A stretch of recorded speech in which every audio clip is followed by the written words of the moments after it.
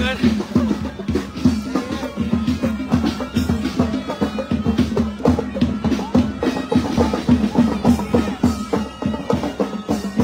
อ๋อนี่จับวันนี้มีป้าย เ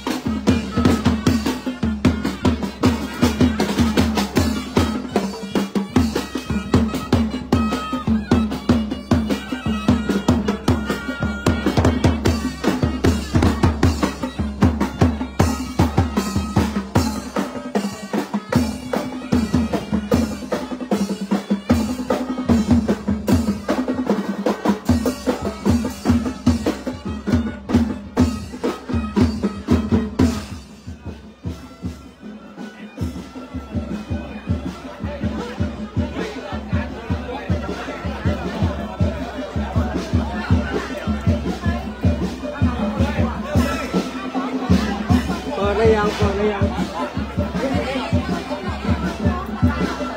เปิดเลยได้ยินอยู่ก็ตู้นี้เนี่ยเปิดแล้วครับเปิดแล้ว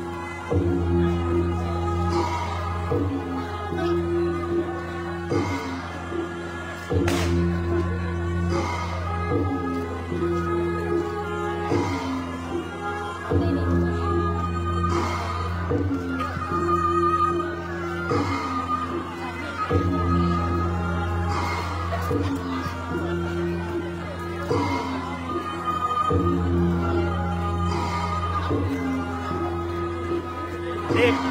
รับวิดีโอด้วยครับไลฟ์สดไปทั่วโลก เดี๋ยวไลฟ์สดครับ ไปทั่วโลกเลย ทั่วโลกที่เขาเคยดูนะครับ แต่คนดูนักหนังเมืองนอก โอ้ที่ให้ลายเซ็นเนี่ยเป็นร้านแล้วกันร้านวิวเลยเด็กก็ได้ทำดีครับนี่ไม่ได้ของพวกเราแบบแต่แกน่าได้ที่ผมมีคนดูให้โอ้มีสิงคโปร์เลยนะครับ56 ล้านมีตั้ง ได้ครับ สิงคโปร์เมียบางคนว่าอู้ไทยมาได้อู้ไทยมาได้เมีย 50 60 วิว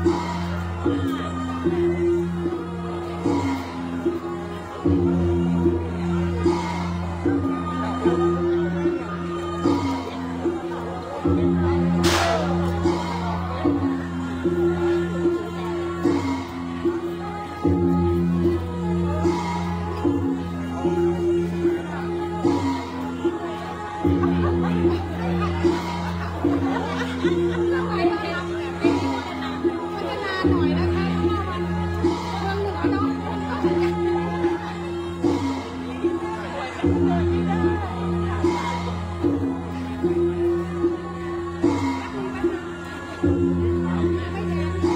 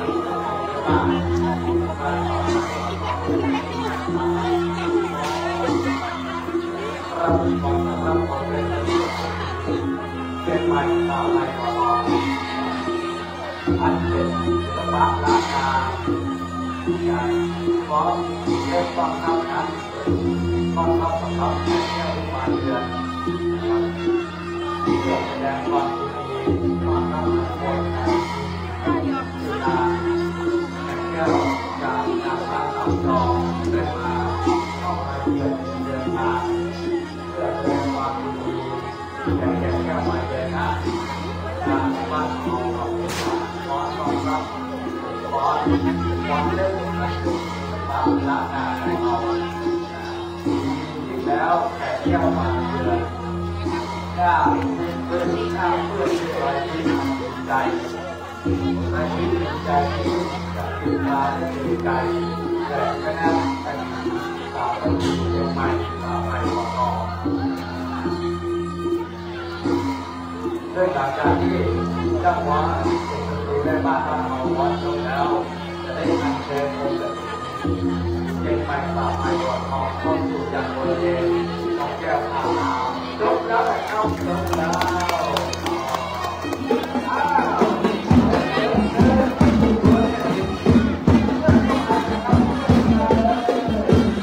ช่างฟ้อน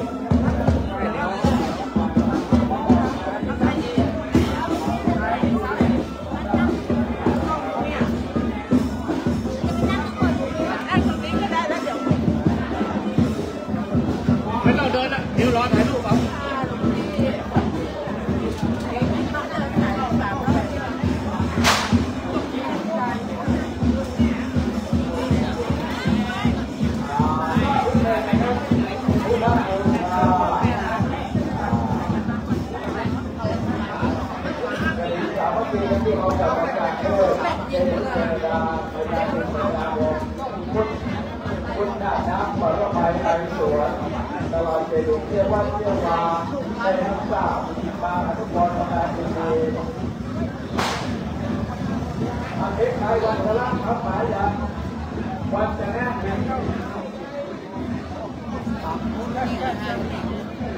ข่าวแต่ผู้ติดมาฟังได้เงินบ้านเขาที่จะมาฝากไว้ไว้ที่เป็นทางด้านมาเทศเลยค่ะม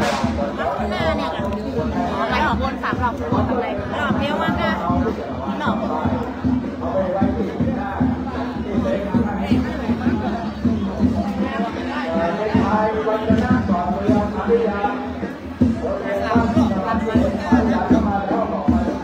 นางรำที่ทำนั้นก็ว่าใจนะนางรำที่ทำความสวยเลยใช่แล้วได้จังสอด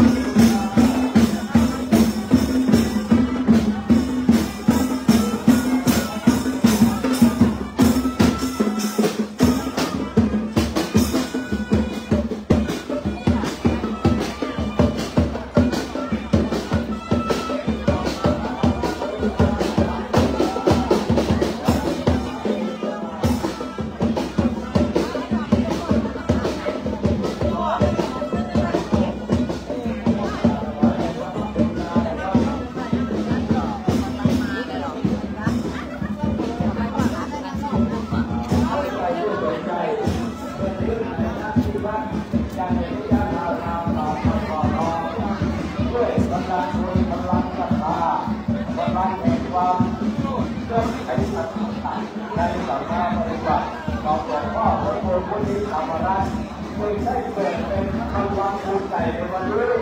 ย่ำภายในหมู่แก้วอารามของบ้านมาไทยกอทองจันทร์ยังอารามคือในในเรื่องรัตนมหาวิทยาลัย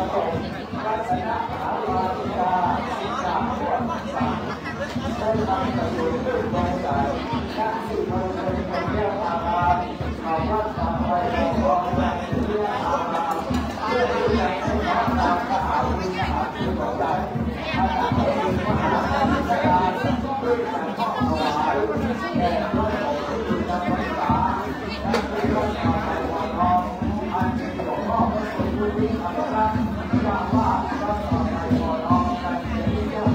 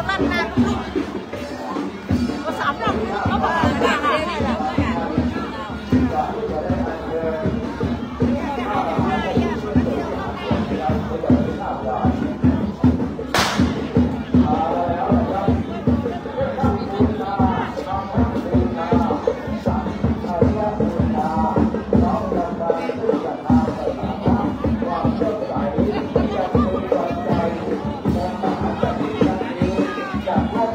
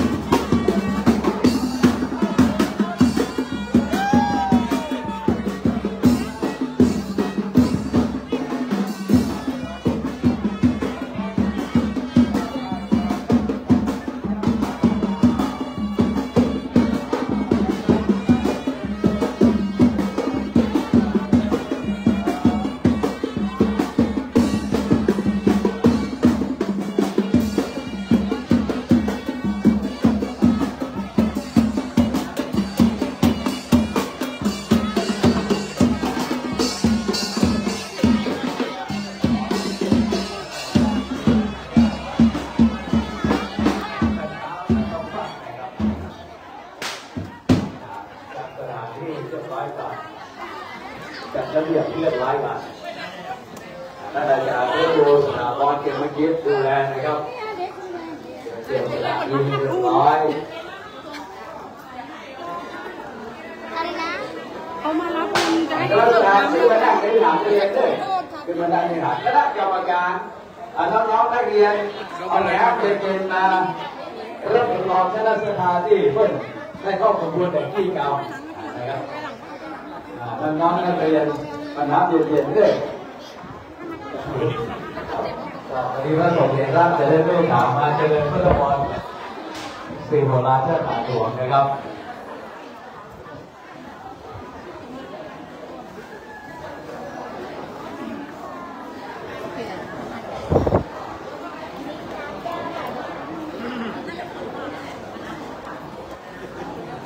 เอาจัดเตรียมก่อนจัดเตรียมรุ่นต้นงานก่อนนะครับเอาซ่อมบ้านอะไรนะครับจัดเตรียมต้นงานก่อน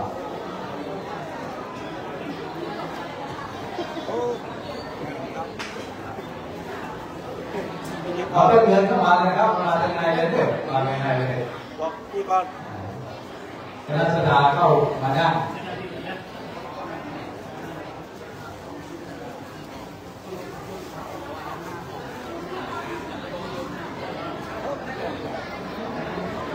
ขอเชิญคณะกรรมการนั่งที่สุสภาครับเชิญคณะกรรมการนั่งที่สุสภาเพราะว่าทางรับการเป็นนิยามตามจากเจริญเรื่องความสื่อโบราณศาสตร์หลวงที่คณะกรรมการนะครับเรียนเชิญนะครับ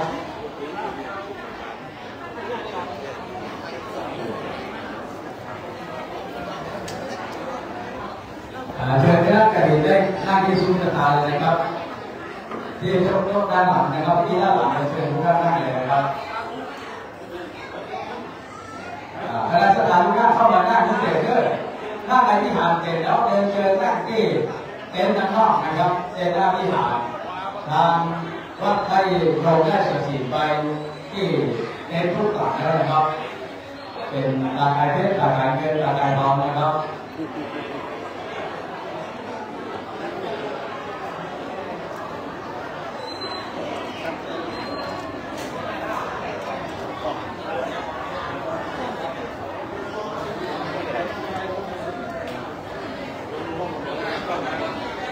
เอาแล้วเดี๋ยวก่อนให้เป็นงานก่อนนะครับก่อนที่จะเริ่มพิธี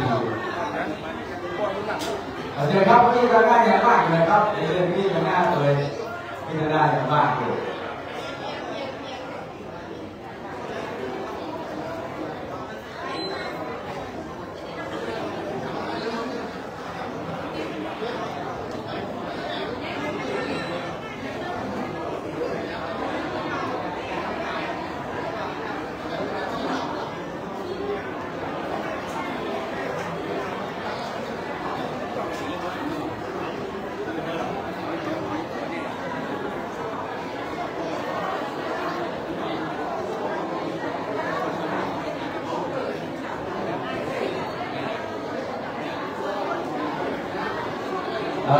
ก่อนที่จะได้เข้าสู่พิธีการนะครับจะได้มอบทุนการศึกษาให้แก่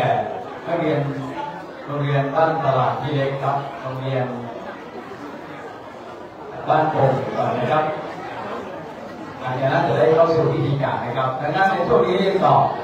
คณะครูเตรียมนักเรียนด้วยกันเดิมถ้าหากข้างในที่พร้อมแล้วจะได้มอบทุนการศึกษาก่อน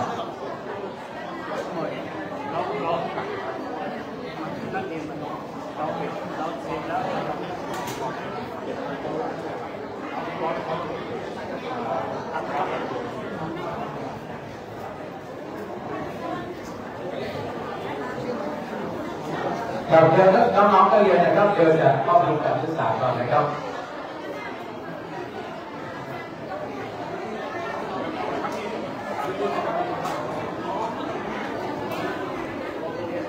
เดี๋ยวเราจะมอบทุนการศึกษาก่อนนะครับโดยจะมารับจากเจ้าภาพกฐินนะครับแล้วหลังจากนั้นจะได้เข้าสู่พิธีนะครับจะได้เข้าสู่พิธีทางด้านศาสนา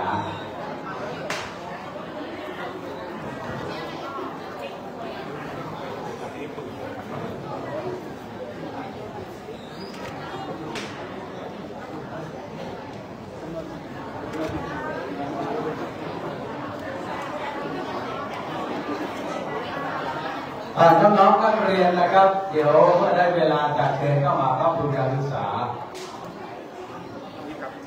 เดี๋ยวนี้เข้ามาที่เลยครับ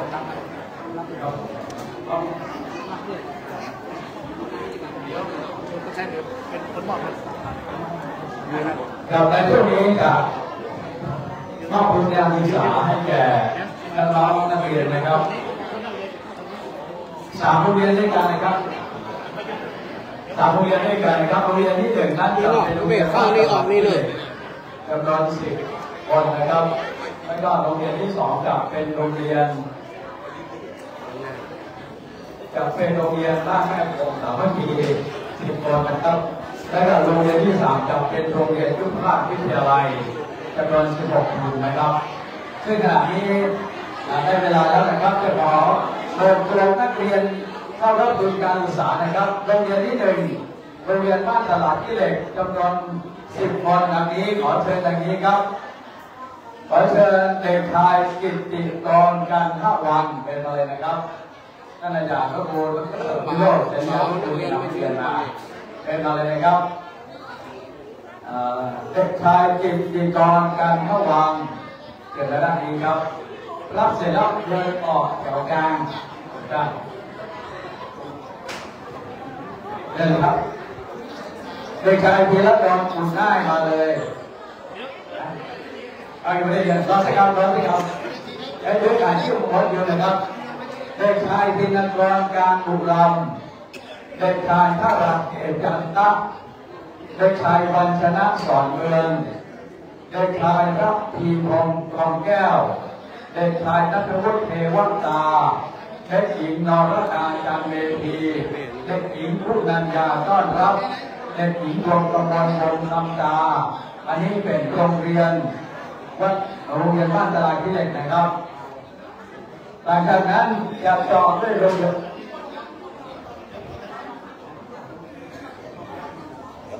การเมืองจะมอบให้แก่โรงเรียนยุพราชวิทยาลัยก่อนนะครับจำนวน16 คนนะครับขอเรียนเชิญท่านร้อยตำรวจเอกอัครพงษ์ดวงเทียนคณะกรรมการสถานศึกษาโรงเรียนยุพราชวิทยาลัยได้เข้ารับทุนการศึกษาเพื่อที่จะมอบให้แก่นักเรียนโรงเรียนยุพราชวิทยาลัยจำนวน6 ทุนนะครับ16 ทุนนะครับ16 ทุนเป็นเงินจำนวนทั้งสิ้น16,000 บาทนะครับ16,000 บาทนะครับสาธุสาธุสาธุอนุโมทามิมอบแล้วนะครับต่อไปมอบให้แก่นักเรียนโรงเรียนบ้านตลาดขี้เหล็กนะครับเรียนเชิญเลยนะครับ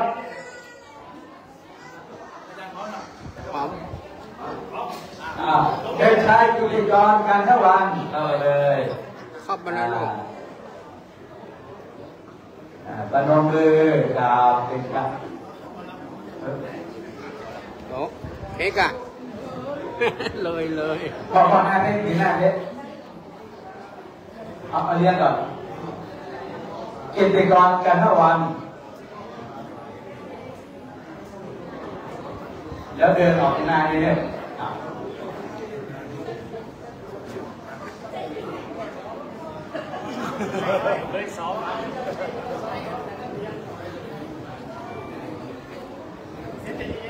เดินก็ไม่เป็นไรนะครับนี่ลูกหันหน้ามาลูกหันหน้ามองกล้องรับเลยรับเลยรับ2 มือโอเคต่อไปเดินไปเพียแล้วโดนอุ่นได้นี่ลูกเดินมานี่ลูกเดินมานี่ใส่ขาเพียแล้วโดนอุ่นได้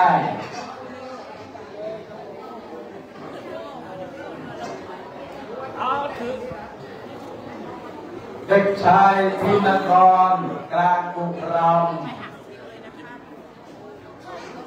ส่งมือลูกส่งมือเอากล้องครับมองกล้องเด็กชายธราเทพจันทะมองกล้องครับเด็กชายวัญชนะสอนเมือง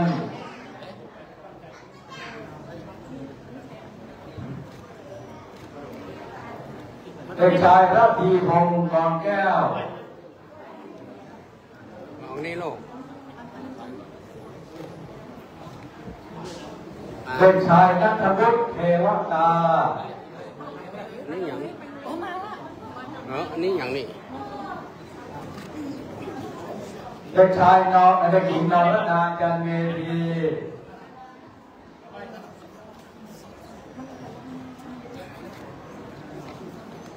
เด็กหญิงคู่กันยาต้อนรับ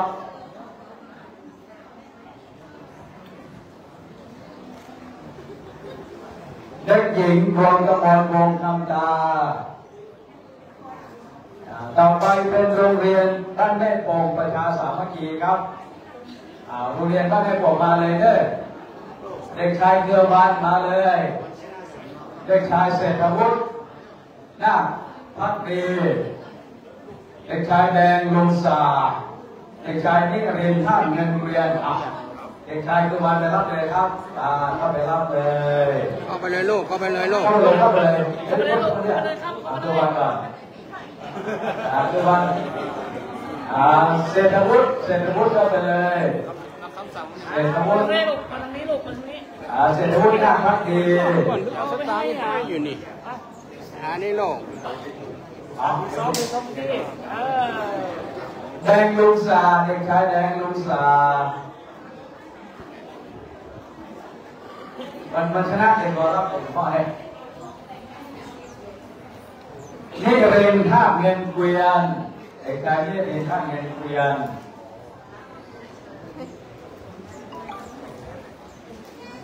เด็กชายวรเชษฐ์ชัยนวล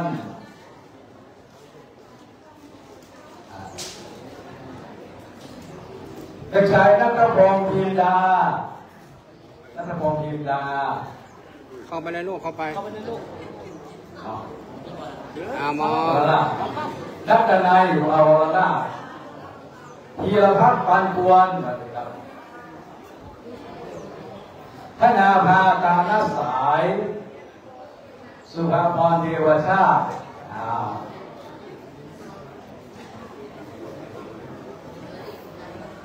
มองกล้องครับโอ้ครับเราเป็นนั้นเป็นร้ายเลยครับเดี๋ยวขอเชิญทั้ง2โรงเรียนเข้ามาฝากถ่ายรูปก่อนกลับไปยังนักน้องเรียนอยู่ด้านหลังไหมกลับไปยังอาจารย์นักเรียนขึ้นมาเอามาเลยถ่ายรูปก่อนเข้ามาสาวคนเข้ามาเลยอธิภาคก่อนหรือภาคร่วมกับสถานคณะการเงินเชิญเข้ามาก่อนเข้ามาอธิภาคก่อนเดี๋ยวเชิญเลยครับเชิญเลยมาเข้ามาเลยอธิภาคก่อนเลยครับเข้ามาอากาศเกี่ยวเข้ามาอากาศเลยนะอาจารย์มาเลยครับมาเลยเข้ามาถ่ายรูปก่อนจะได้เร็วทันใจมาเป็นแถวลูกแม่โป่งอยู่ทางซ้ายหน้าภูเขานะครับแม่โป่งทางซ้ายแล้วต่อเนี่ยตารางที่เลยนะครับพวกเขาพร้อมกันได้มันพร้อมกันเลยพวกเขาเล่นเลยเป็นอย่างพวกว่าพวกเขาเล่นเลยนั่นพวกเขาครับน้องหนูหันหน้ามานั่งพวกเขาหันหน้ามานั่งพวกเขาดูภาพก่อนนั่งลงนั่งดูภาพก่อนเลยครับเอาเรียบร้อยครับนี่วันอาจารย์ก็ครูสถาบันมาดูภาพด้วยแล้วครูสถาบันแนวอะไรก็อยู่เพื่อนทุกคนนี่นะครับ1 2 3 1 2 3 เที่ยวเซ็นเตอร์นิ้วทองคำนะครับใช่เรียบร้อยครับเรียบร้อยครับเลยวันนี้ช่างภาพกิจกษัตริย์แห่งยกพระบุรีศรีนครศรีเชียงใหม่เที่ยวเซ็นเตอร์นิ้วทองคำทำเป็นภาพงานนี้นะครับครับเรียบร้อยต่อไปจะได้เข้าสู่พิธี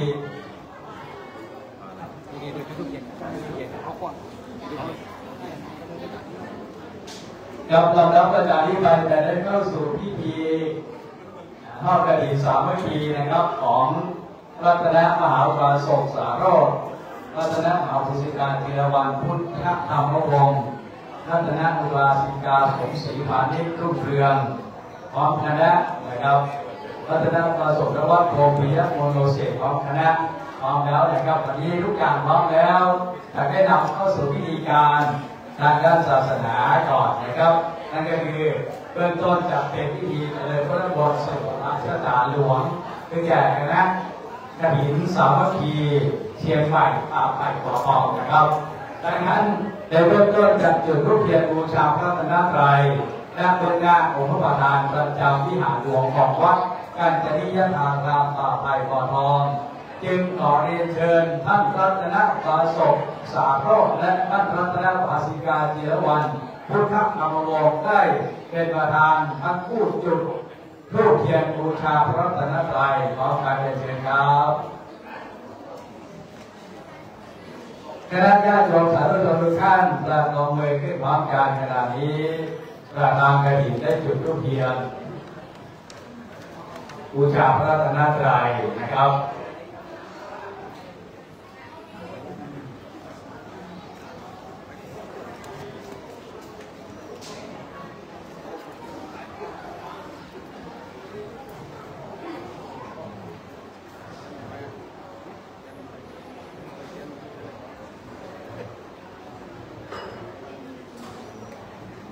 หลังจากนั้นทั้งสองท่านจะได้กลับสู่ที่นั่งรับรองนะครับเริ่มต้นประเคนตาลปัดนักรองที่เลือกงานทอดกฐินสามัคคีตาลปัดหน้าที่1ขอได้รับเกียรติจากท่านรัตนปาสกสาโรจน์พุทธธรรมวงศ์ถวายตาลปัดนักรองแด่หลวงพ่อพระครูพุทธิธรรมรัตน์เจ้าวาดวัดกัญจนิยธารามป่าไผ่ขอทองเชิญครับตาลปัดด้านที่1ถวายหลวงพ่อองค์นี้ครับอันไหนต้องดูกันด้วย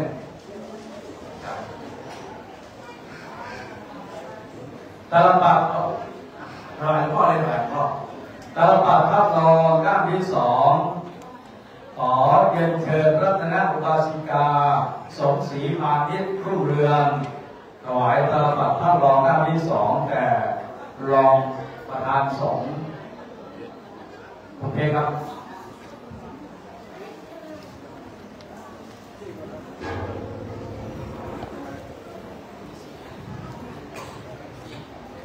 ตาลปัดภาพรองด้านที่3ขอเรียนเชิญรัตนอุบาสกพิติพัฒน์ถวายพระผู้สวดรูปที่2ครับ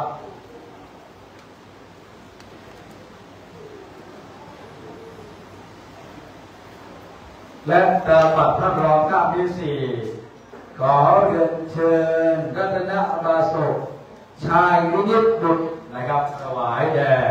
ท่านอาจารย์พระครูพิโรจน์จักริยคุณดร.นะครับผู้ช่วยเจ้าวาดวัดพระธาตุดอยสะเก็ด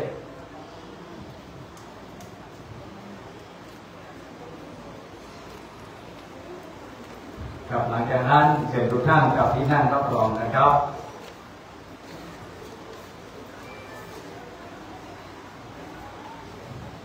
ลำดับต่อจากนี้ไปขอเชิญทุกท่านหันหน้าไปทางองค์พระประธานพระเจ้าวิหารหลวงของวัดกัญจนิยธารามป่าไผ่ขอทองกล่าวคำบูชาพระรัตนตรัยไหว้พระสมทานเป็นประสิทธิ์พร้อมกันนะครับอิมินาสักกาเทนะพุทธังอาภิปูชยามาอิมินาสักกาเทนะธัมมังอาภิปูชยามาอิมินาสักกาเทนะสังฆังอาภิปูชยามาอะระหังสัมมาสัมพุทโธภะคะวา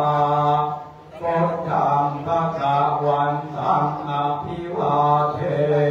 มิสวากขาโตภะคะวะตาธัมโมธัมมังนะมัสสามิสุปฏิปันโนภะคะวะโตสา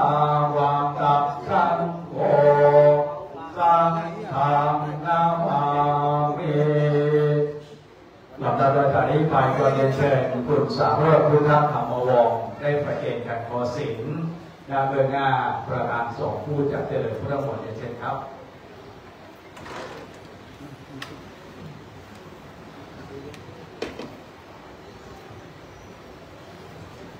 และท่านได้ร้องประเคนขันตั้งเจริญพุทธอย่างเชิญนะครับเชิญท่านประเคนตรงนั้นนะครับครับและก็เชิญท่านกับพี่นั่นก็พร้อมนะครับ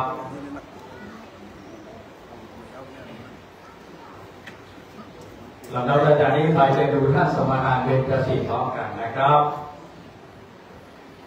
มัจยังพันเตติสาราเนนะสหปัญจศีลานิยายามาโตเตยังเปิมัจยังพันเตติสาราเนนะสหปัญจศีลานิยายามาตัตติยังปิมัจยังพันเตติสาราเนนะสหปัญจศีลานิยาจามา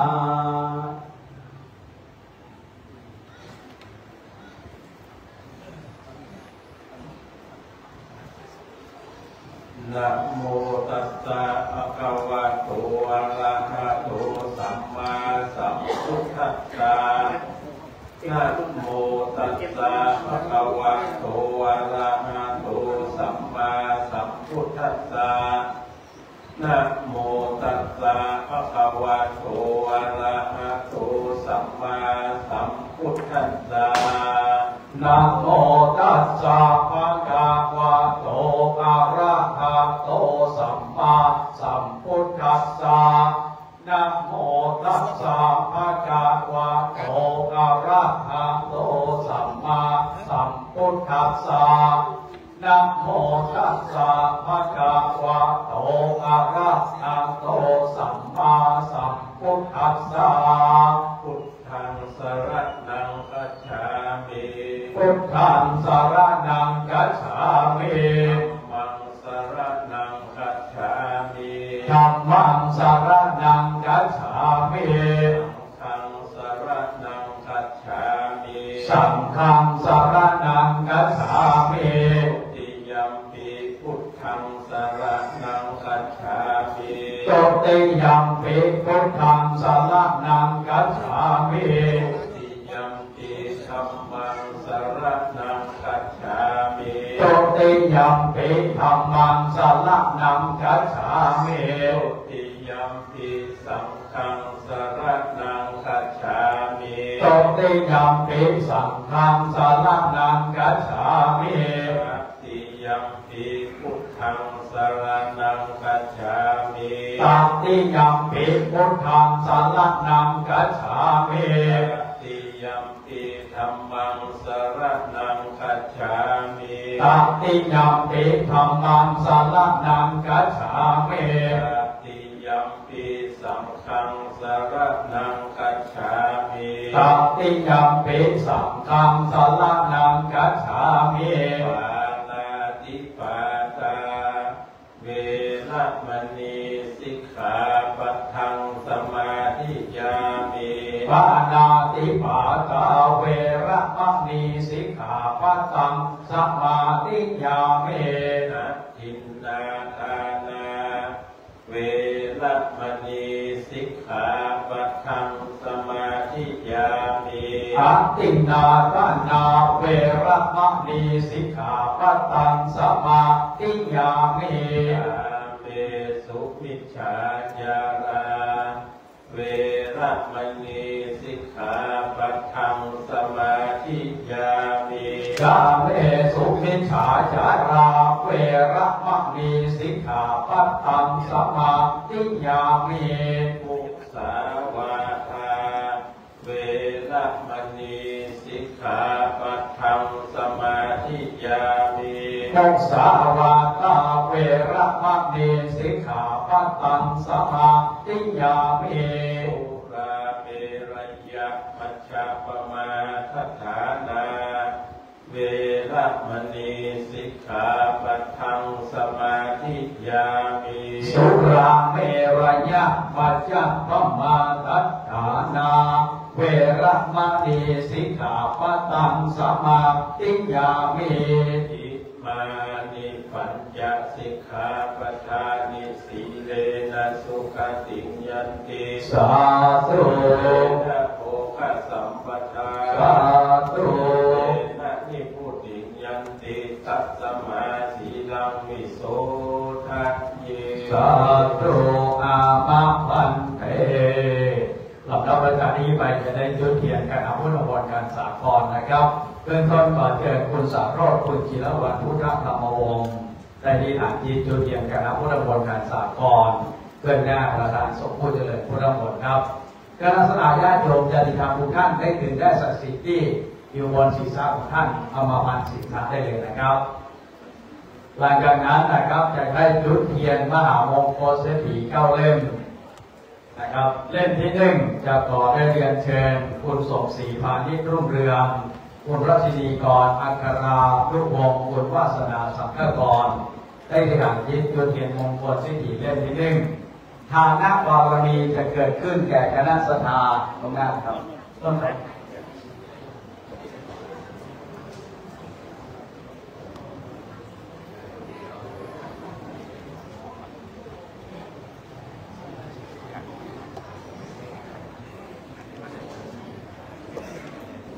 เราเล่มที่1นะครับคุณสมศรีพานิชรุ่งเรือง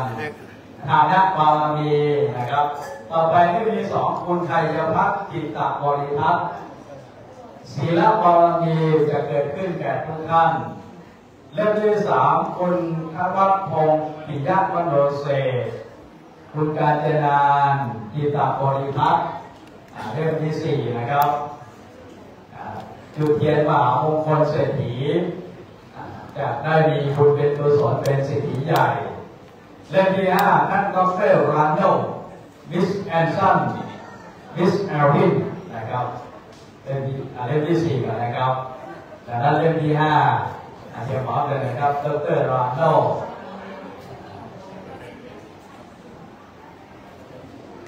กับต่อไปเล่มที่6คุณรักชาวรักนะครับเล่มที่6คือเทียนมงคลเล่มที่6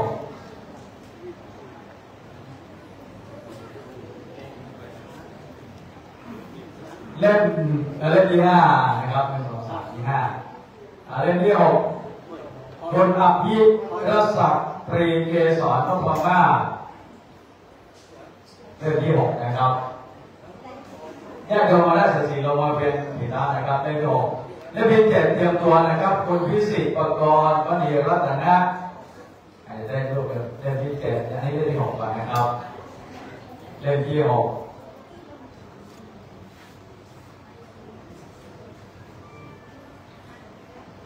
เล่มที่7คนคุณพิสิทธิ์ประกรณ์มณีรัตนะ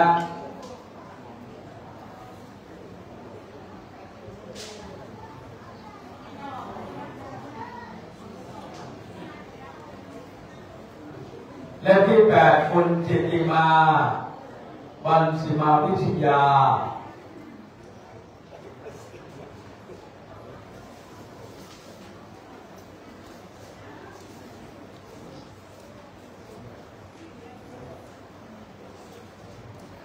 เล่มที่9มิสตาล่ามิสเตอรี่นะครับเรียนเชิญครับ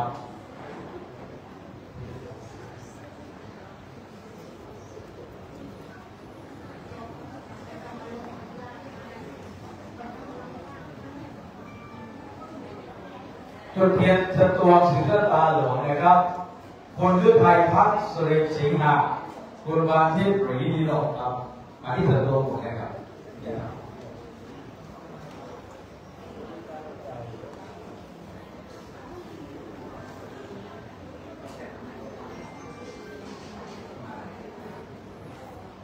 ตรงนั้นต้องการอะไรครับที่จะบอกด้านหน้านี่นะครับ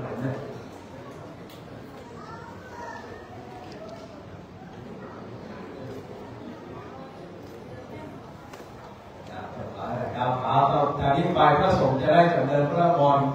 คณะญาติโย องค์สายนำถ้ำได้นำได้เสด็จมาก็ดีสายแล้วนะครับวิปัตเตปัตเตปะหายาสัพพะสัมปติสิทธิยาสัพพะทุกขาวินาศายะปริตังโลกมังคลังวิปัตติปัตติปะหายาสัพพะสัมปติสิทธิยาสัพพะพยาวินาศายะปริตังโลกมังคลังวิปัตติปัตติปะหายะสัพพะสัมปติสิทธิยาสัพพะโลกาวินาศายะปริตังโลกมังคลังตังสเมตาปัทธันตาอาวิกิตากิตาปริตังปัมมันตุสัพเพกาเมจันโลเทสิกิสิปะนาตัตเตจันตลิเกวิมาเนหิเปรันเทจักขเปตาลุปนาคาเมอัปปาเปวัตุภิกเขเตอุมมาเจยันตุเทวะกรังกรังมิสเมยัมขันตัปนาคาอิทันตาสัจจิเกยมุนิกรวัจนังสาตโรเมสุนันตุธรรมะสรณะอาโรยัมปะทันตาธรรมะสรณะอาโรยัมปะทันตาธรรมะสรณะอาโรยัมปะทันตานะโมตัสสะภะคะวะโตอะระหะโตสัมมาสัมพุทธัสสะนะโมตัสสะภะคะวะโตอะระหะโตสัมมาสัมพุทธัสสะนะโมตัสสะภะคะวะโตอะระหะโตสัมมาสัมพุทธัสสะธัมมังสรณังกัจฉามิธัมมังสรณังกัจฉามิสังฆังสรณังกัจฉามิตุติยัมปิพุทธังสรณังกัจฉามิตุติยัมปิธัมมังสรณังกัจฉามิตุติยัมปิสังฆังสรณังกัจฉามิตติยัมปิพุทธังสรณังกัจฉามิตติยัมปิธัมมังสรณังกัจฉามิตติยัมปิสังฆังสรณังกัจฉามิโย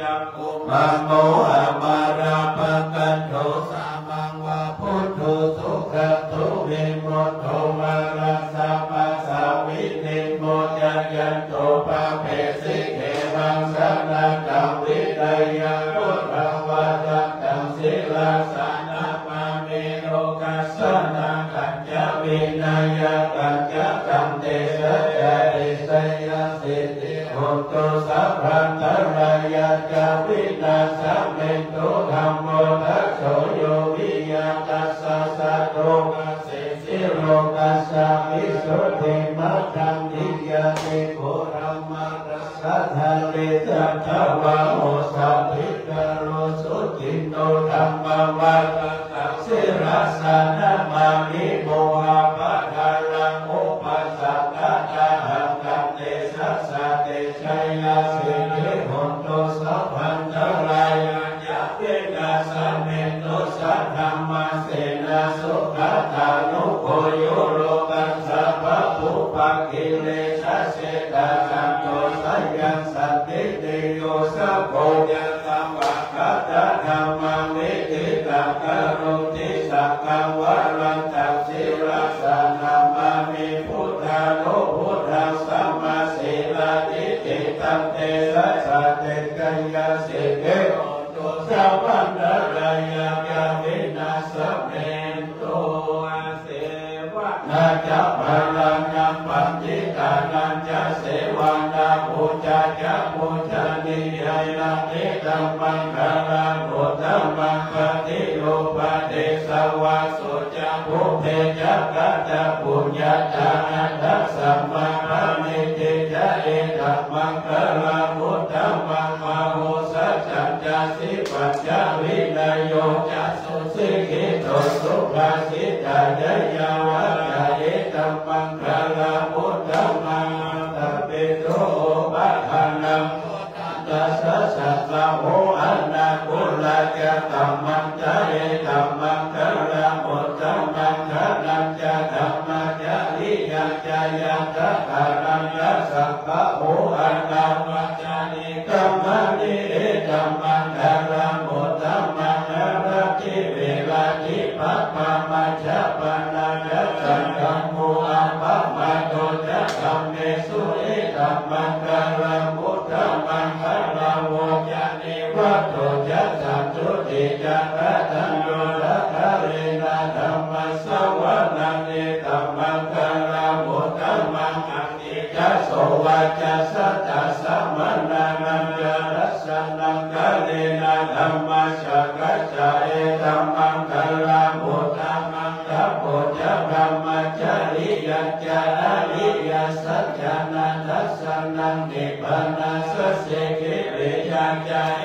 ตัมมังคลาพุทธังมังโลกัสสะโลกธัมเมหิจิตังยัสสนะตัมปฏิอาโสกังวิราชังเอบังเอตัมมังคลาพุทธังมังเอตติสานิกัตวนะสัพพะธรรมปาราชิตาสัพพะทัสโสเนกัจจัมติตัมเตสัมมังคลาพุทธังมังติมหาบังคลาสุตั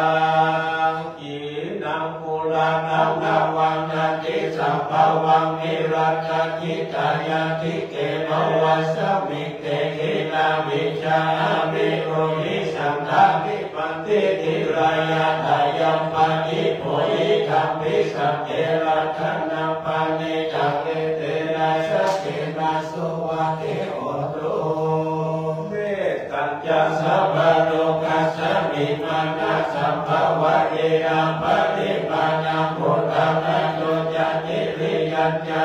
สัพพะธังอเวรังสัพพะธัมเมจัจจารังเตสิโนวาสยโนวายาวะตัสสะเมฆะกะเมโตเอตัสสะติราเย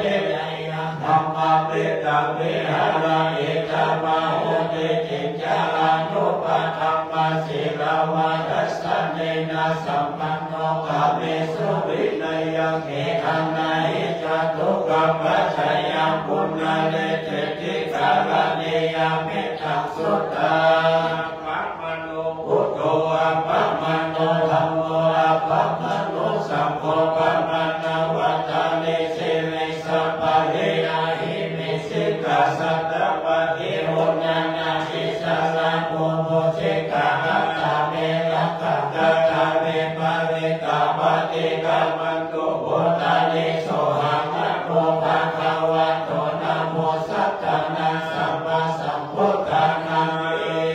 ติโสภะคะวะอะระหังสัมมาสัมพุทโธวิชาจารณะสัมปันโนสุขโตโลกาวิโตอนุตตโรปุริสคัมมัสสะระติสัตตะเทวมนุสสานังพุทโธภะคะวะติสวะคาโตภะคะวะตะธัมโมสัมมิโตอะกาลิโกเอหิปัสสิโกโอปันนายิโกปัจจตังเวทิตาโกวิญโยหิติสุปฏิปันโนภะคะวะโตสาวกสังโฆ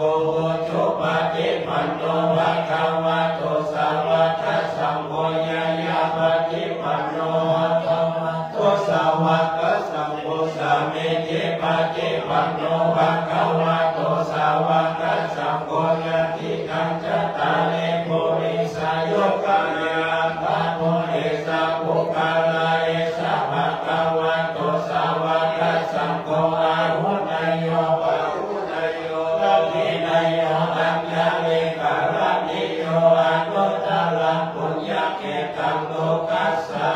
ตินันโทปนันทะพุทธกะเวพุทธมัยติพุทธเทระเทระพุทธเทนะธัมมาปยันโตอิโตปะเทสะเวทินาจิตตวาหุนิโนตันเตสัสสะภวะตุเตชยมังคลานิโกกานาติติพุทธเทนะสุตังนาธัมมังวิสุทธิสุติเมติภะคะเมนานังก นาทิตวามุนิโตตันเตสัสสะภวันตุเตชะยามังคารานิเอตาภิพุทธายามังคาราอัตตะกะกายโยวัจจันโนทินาทิเนสระเกนะปัทวันเนโมขังสุขังนาทิขามายานาโรสัพพัญโยมหาการุณิโกนาโตเอตายาสัพพะปะเนนะภูเรตวะปะรัมมิสัพพะปัตโตสัมโพธิมุตตัมมังเอเตนะสัจจวัชเชนะโหตุเตเทยะมังคะนัญญยันโตโพธิยาภูเรสัพพะญาณังนะเทวะตันโตเอวะธรรมิชัยโยเอชัยยัสสุชัยยะมังคะเรอปัลลชิตาปัลลังกิสิเสปัตตะเวภูคาเรอาริเสเตสัพพะพุทธานานาคะปัตโตปันโมทัตเตสุนัขตังสุมังคารังสุภัพพะตังสุโหเตตังสุขันโนสุโภโหตุจัสสุเยธัมมังมัจจาเรสุปัฏฐักขินังกายธัมมังวาจาธัมมังปัฏฐักขินังวัฏักขินังมโนกัมมังปฏิเตเตมัจจักขินังมัจจักขินานิกัตถวนานาปันนาเตปัฏฐักขิเนอัคคะตัตตะสุขิตาวิรุณลาพุทธัสสะสเนอนุภาสุขิตาโหรัสสะสเปยานิวิรัจโตวะโจระโตวะมโนสัตโตวะอัมมโนสัตโตวะอักขิโตวะอุณาคโตวะทิสัจโตวะกาโนคโตวะอันนาคโตวะนาคันตโตวะจันนาปะกาโนโตวะอัสสะธัมมะโตวะอัสสันติเตโตวะอัสสะโพริสัตโตวะจันนาติอัสสะเมฆะโคนาปุตระอาหิเมสิกามาเมสัพพะทิปิอัจฉะ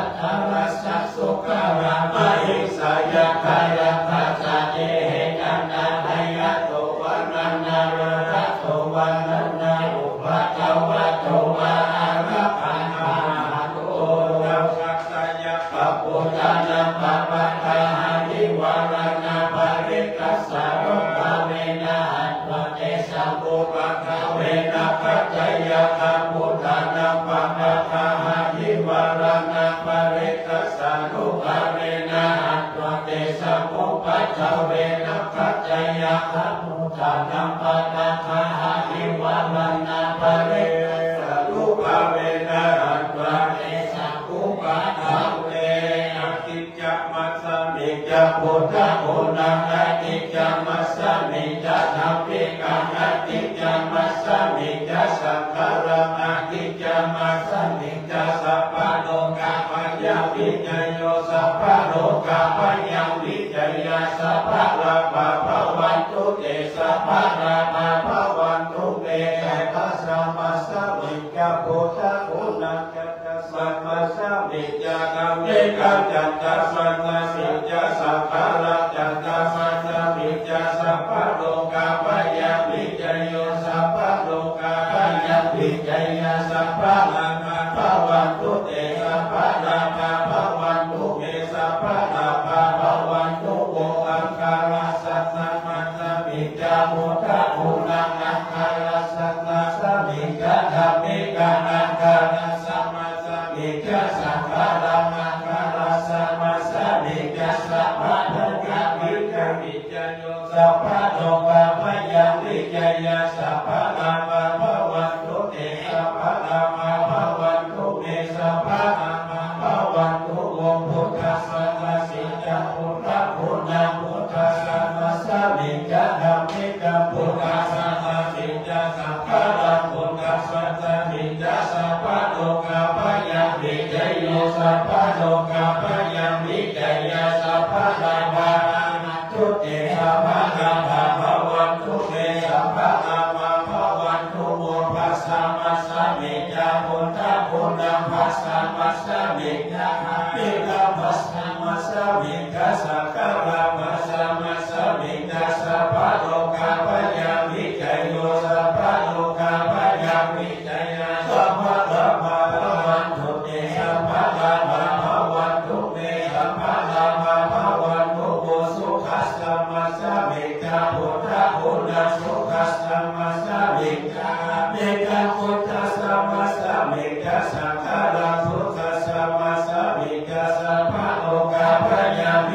โยสัพพะโลกาพยาวิกยาสัพพะภวัตตุเตยะภะตะภะภวัตตุเมโรภวัตตุโกโสริกามัสสะมิจาโหทะโหนะโสริกามัสสะมิจารามิกาโสริกามัสสะมิจาโสริกามัสสะมิจาสัพพะโลกาพยาวิกโยสัพพะโลกาพยาวิกยาสัพพะลาภะภวัตตุเตสัพพะลาภะเนสัพพะลาภะภวัตตุโกราหุจามัสสะมิจาโหทะโหนะราหุจาตมัสสิเมกะราหุจามัสสะมิจาสังฆาราหุจาสัมมัสสะมิจาสัพพะโลกายโยสัพพะโลกาพยาวิกยาสัพพะลาภะภวัตตุเตสัพพะลาภะภวัตตุเตสัพพะลาภะภวัตตุโอเกตุจามัสสะมิจาโหทะโหนะเกตุจามัสสะมิจาธัมมิกะเกตุจามัสสะมิจาสังฆาราเกตุจามัสสะมิจาสัพพะโลกาพยาวิกโยสัพพะโลกาพยาวิกยาสัพพะลาภะภวัตตุเตสัพพะลาภะภวัตตุเตสัพพะลาภะภวัตตุโมอินทะจตเทวสัตตะพมาสัตตะมหาปมาสัตตะอิสิสัตตะมหาอิสิสัตตะมุนีมหามุนีสัตตะมุนีสัตตะมหามุนีสัตตะจักรวรรดิสัตตะมหาจักรวรรดิสัตตะพุทธสัตตะพุทธสัตตะอรหันตสัตตะสัพพะติมิทาอรหันตสัตตะสัพพะโลกาเจมิยานัชตายเตนะสัจจวัชเชนะตุยังสุวัติโหตุตุยังสวายะนะโมตัสสะนะโมตัสสะนะโมตัสสะชัยยะตินะโหตุโหตุสหายะอธิปุณตะวิกโยธัมโมโลเกอนุตตโรสัพพสัตตาหิทาทายะคัมมาหิเทวะเทปะเรวะโยมันเตอะมะตุเสภวะเทภยะเทนะเทวิเสพุเตอะกาลมะระเตนะจัสสะภัสสะมะมะระนาพุทโธภะเปภะคะระมะเรตัสสะเสวะอนุภาเวนะโหตุเทโวสุเทสัทธาสุปะสิลัสสะมะหายะธัมมังสุจริกัจจเลนะเสวะอนุภาเวนะโหตุเทโวสุเทสัทธาริกิตังยิทิตังพุทธัง ลนังวัจนังอายุมาเดสัมปิสนาสุตวทัสสะอายุขวังหัตติสิริติติปฏิเดโชสยสิติมาเหติมหาคุณาภรินิกาปุญญานิการัสสะสัพพังการายาติวานาสัพพังสัพพะคะวะโตอะระหะโตสัมมาสัมพุทธัสสะนะวัตติสาวะหาปุริสายะกานานุภาเวนะสิทายานุภายัสสนานุภาเวนะอนุตตรัสสะธรรมังคารานุภาเวนะสัพพังนาสัมสิยานุภาเวนะเกตุปารานุภาเวนะกัสสะพะลามิธานุภาเวนะกัสสะอุปาปารามิธานุภาเวนะกัสสะพะละมัทธะปารามิธานุภาเวนะศีลสัมมาทิปัญญานุภาเวนะพุทธานุภาเวนะธัมมานุภาเวนะสังฆานุภาเวนะเตจานุภาเวนะอิทานุภาเวนะภะรานุภาเวนะยะยะธัมมานุภาเว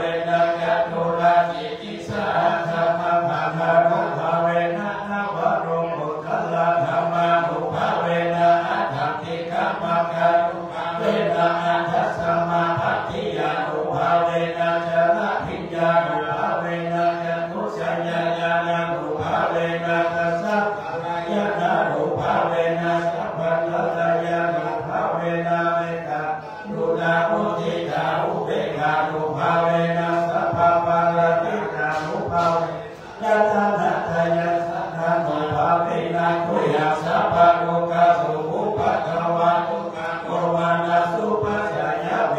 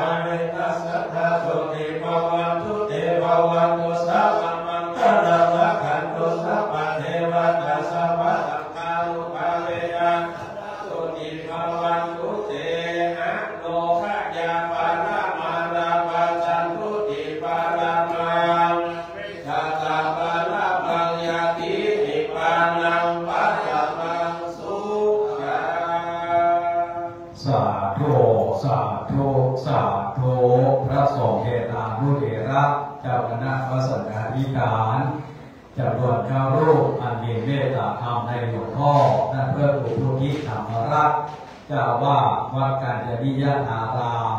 กาญจนิยารามป่าไผ่บ่อทองในเจริญพระบรมสืบโอวาทตาหลวงหนึ่งแก่คณะกฐินเชียงใหม่ป่าไผ่บ่อทองจบแล้วนะครับก่อนที่จะได้ก็ถวายกฐินนั้นและขออนุญาตพระมหาเถระและเจ้าพระสงฆ์ประธานกฐินและคณะสงฆ์สาธุชนทุกท่านได้สุมาโปรดกลางเปิดเรื่องย่อขอได้แจ้งความเนื่องจากว่าพระกฐินนานที่ทุกท่านได้ร่วมกันแก่งานที่นั้นได้แห่รอบวัดรอบวิหารจากผ่านยังสิ่งที่แบบเป็นมงคลนอกจากได้สุมาโปรดกลางเอาน้ำก็ขึ้นทรงปล่อยไปแผ่หรือว่าภาษาการก็เป็นพรหมยันองค์พระกฐินทานให้เกิดความบริสุทธิ์ผุดผ่องหลุดเลื่อนลอยมันโดยพระมากาแล้วแหละตกในท่ามกลางสงฆ์ไม่ได้สมมติสมตรงนะครับให้บริสุทธิ์ขออนุญาตสักครู่นะครับโยสันเนสิโนวาลาโพเดกาหันติวะนันตัญญาณโนโดพุทธโมตังปัญญามามิพุทธังตังปัญญามามิธัมมังตังปัญญามามิสังฆังสาธุสาธุโอกาสกาเนสัพพัญญ์เครื่องมักหากฐินนาทานเพราะนั้นสหปักริวารทั้งหลายวันพรุ่งนี้อันมุงลักษณะโอกาทั้งหลายหมายมีรัตนะพระอาอุบาสกสาโรจน์และรัตนา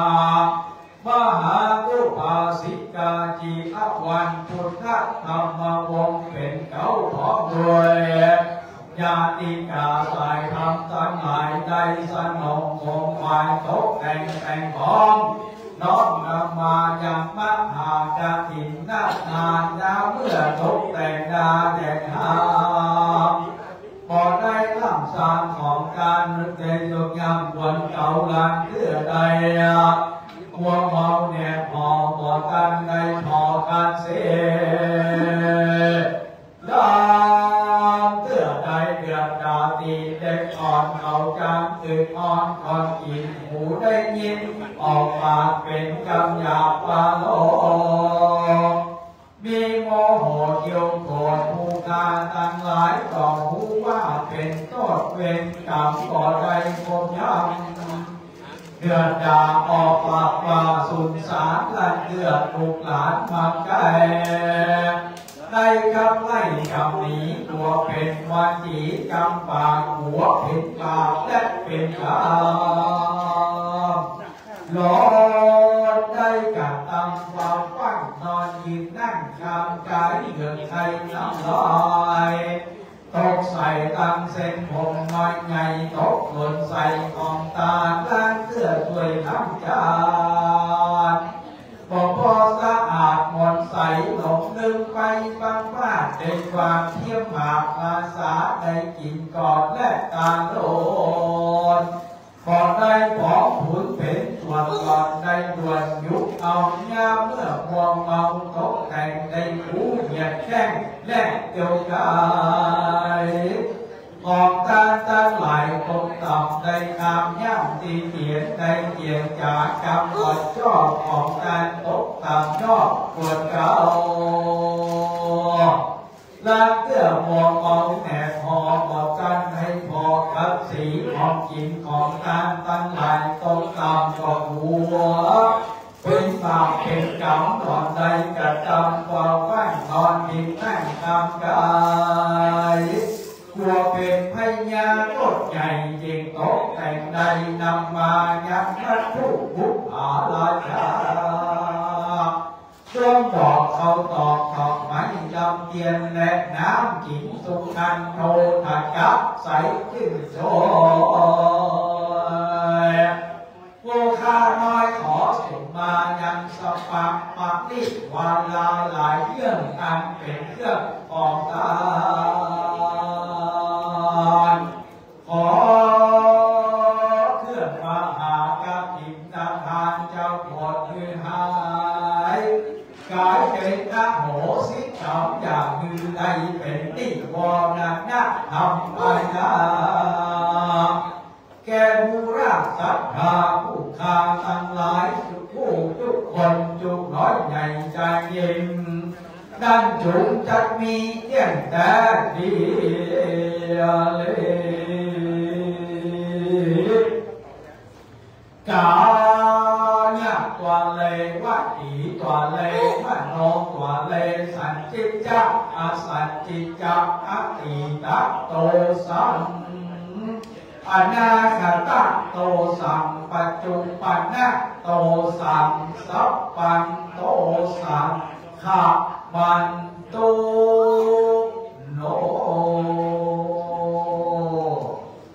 อาจารย์มรรคนายกว่าเราได้เอาน้ำข้าวมีสปอยก็แค่นะครับไปพบยางผ้ากันในหน้าทางคือความสะอาดบางท่านบริวารทุกคนเลยบริวารกันเองสังฆทานที่หน้าพระสงฆ์เลยนะครับสังฆทานที่หน้าพระสงฆ์เลยได้แพ้ผ้ากันดีก็เป็นเรียบร้อยแล้วนะครับเราต้องเราจะที่ไปจะได้ก้าวเข้าถวายผ้ากันดีหน้าทางนะครับต่อเชิญเจ้าหน้าที่อัญเชิญผ้าไตรเอกมาเชิญท่านรัตนอุบาสกสาครอบกับเป็นผู้เชิญผ้าไตรเอกในทางด้านนี้นะครับไตรรองสอบไตรจะเชิญท่านใช่ไหมเชิญครับเชิญทั้งสองท่านมาเลยท่านยืนตรงกลางเลยนะครับมาไตรรองมาสองไตรเดี๋ยวรอสักครู่เลยครับจะได้ญาติกรรมทุกท่านระดมเลยได้เราจะได้กล่าวคำถวายท่านยืนตรงกลางเลยนะครับท่านยืนตรงกลางลองมาที่เรายืนข้างนี้ใครบ้างท่านยืนคณะญาติท่านคณะสหายญาติโยมญาติเราทุกท่านประนมมือขึ้นยืนหนึ่งข้างครับใครที่สีผู้ชมสีครับหรือพระไตรอันนี้ครับทุกคนคณะญาติโยมญาติเราทุกท่านประนมมือขึ้นพร้อมกันนะครับเราประกาศนี้ไปเป็นเวลาอันเป็นมงคลยิ่งที่เราจะได้ประกอบพิธีทอดกฐินนะครับสามัคคีเชียงใหม่ป่าไผ่บ่อทองนำเวท่านสักโรดผู้เจริญผู้รับธรรมโอพร้อมทั้งคณะญาติธรรมทุกท่านนะครับครับเราจากนี้ไปจะได้กล่าวมาไหว้กฐินนะครับเริ่มต้นท่านประธานจะหันหน้าไปทางองค์ประธานแล้วตั้งนะโมสามจบทุกท่านได้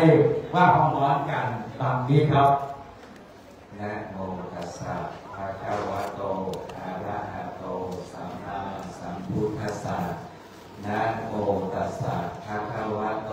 อะระหะโตสัมมาสัมพุทธัสสะนะโมตัสสะภะคะวะโตอะระหะโตสัมมาสัมพุทธัสสะเชิญท่านหันหน้าไปทางประธานพระสงฆ์ครับเพียงตรงนี้ท่านตรงนี้มาเดินที่ด้านหลังมาเดินท่านกล่าวคณะญาติโยมท่านกล่าวตามประธานแต่ต่อไปนี้ครับอิมังพันเตสัพพะนิวารังกัตถินะจีวะรัทุสังสังฆสะโอโนชยามะสาธุโนพันเต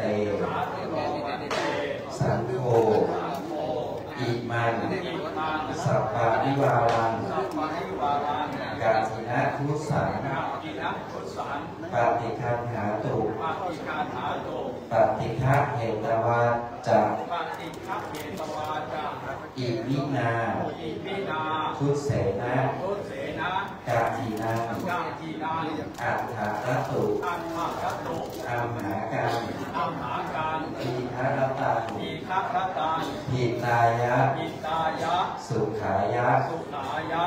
ข้าแต่พระสงฆ์ผู้เจริญข้าพระเจ้าทั้งหลายขอน้อมถวายผ้ากฐินจีวร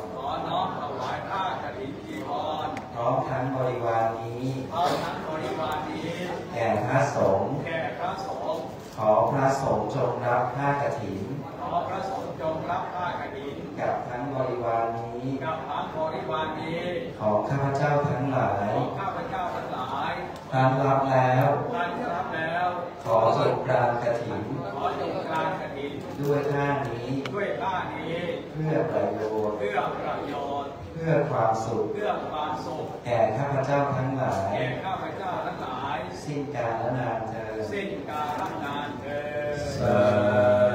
ธุพระบิดาเชิญพระไตรเอกที่เป็นหน้าพระเจ้าที่สองบางโมทานะครับทั้งสองท่านได้ก่อนนะครับทั้งสองท่านได้ก่อนเพื่อประเคนครับเราทั้งสองท่านกลางกันก่อนเชิญกับหน้าก่อนนะครับเชิญท่านประธานกับพี่หน้าก่อนครับลำดับจากนี้ไปเพื่อสมจากการกฐินนะครับทุกท่านเราเอ่ยอนุโมทนาบุญพร้อมกันนะครับ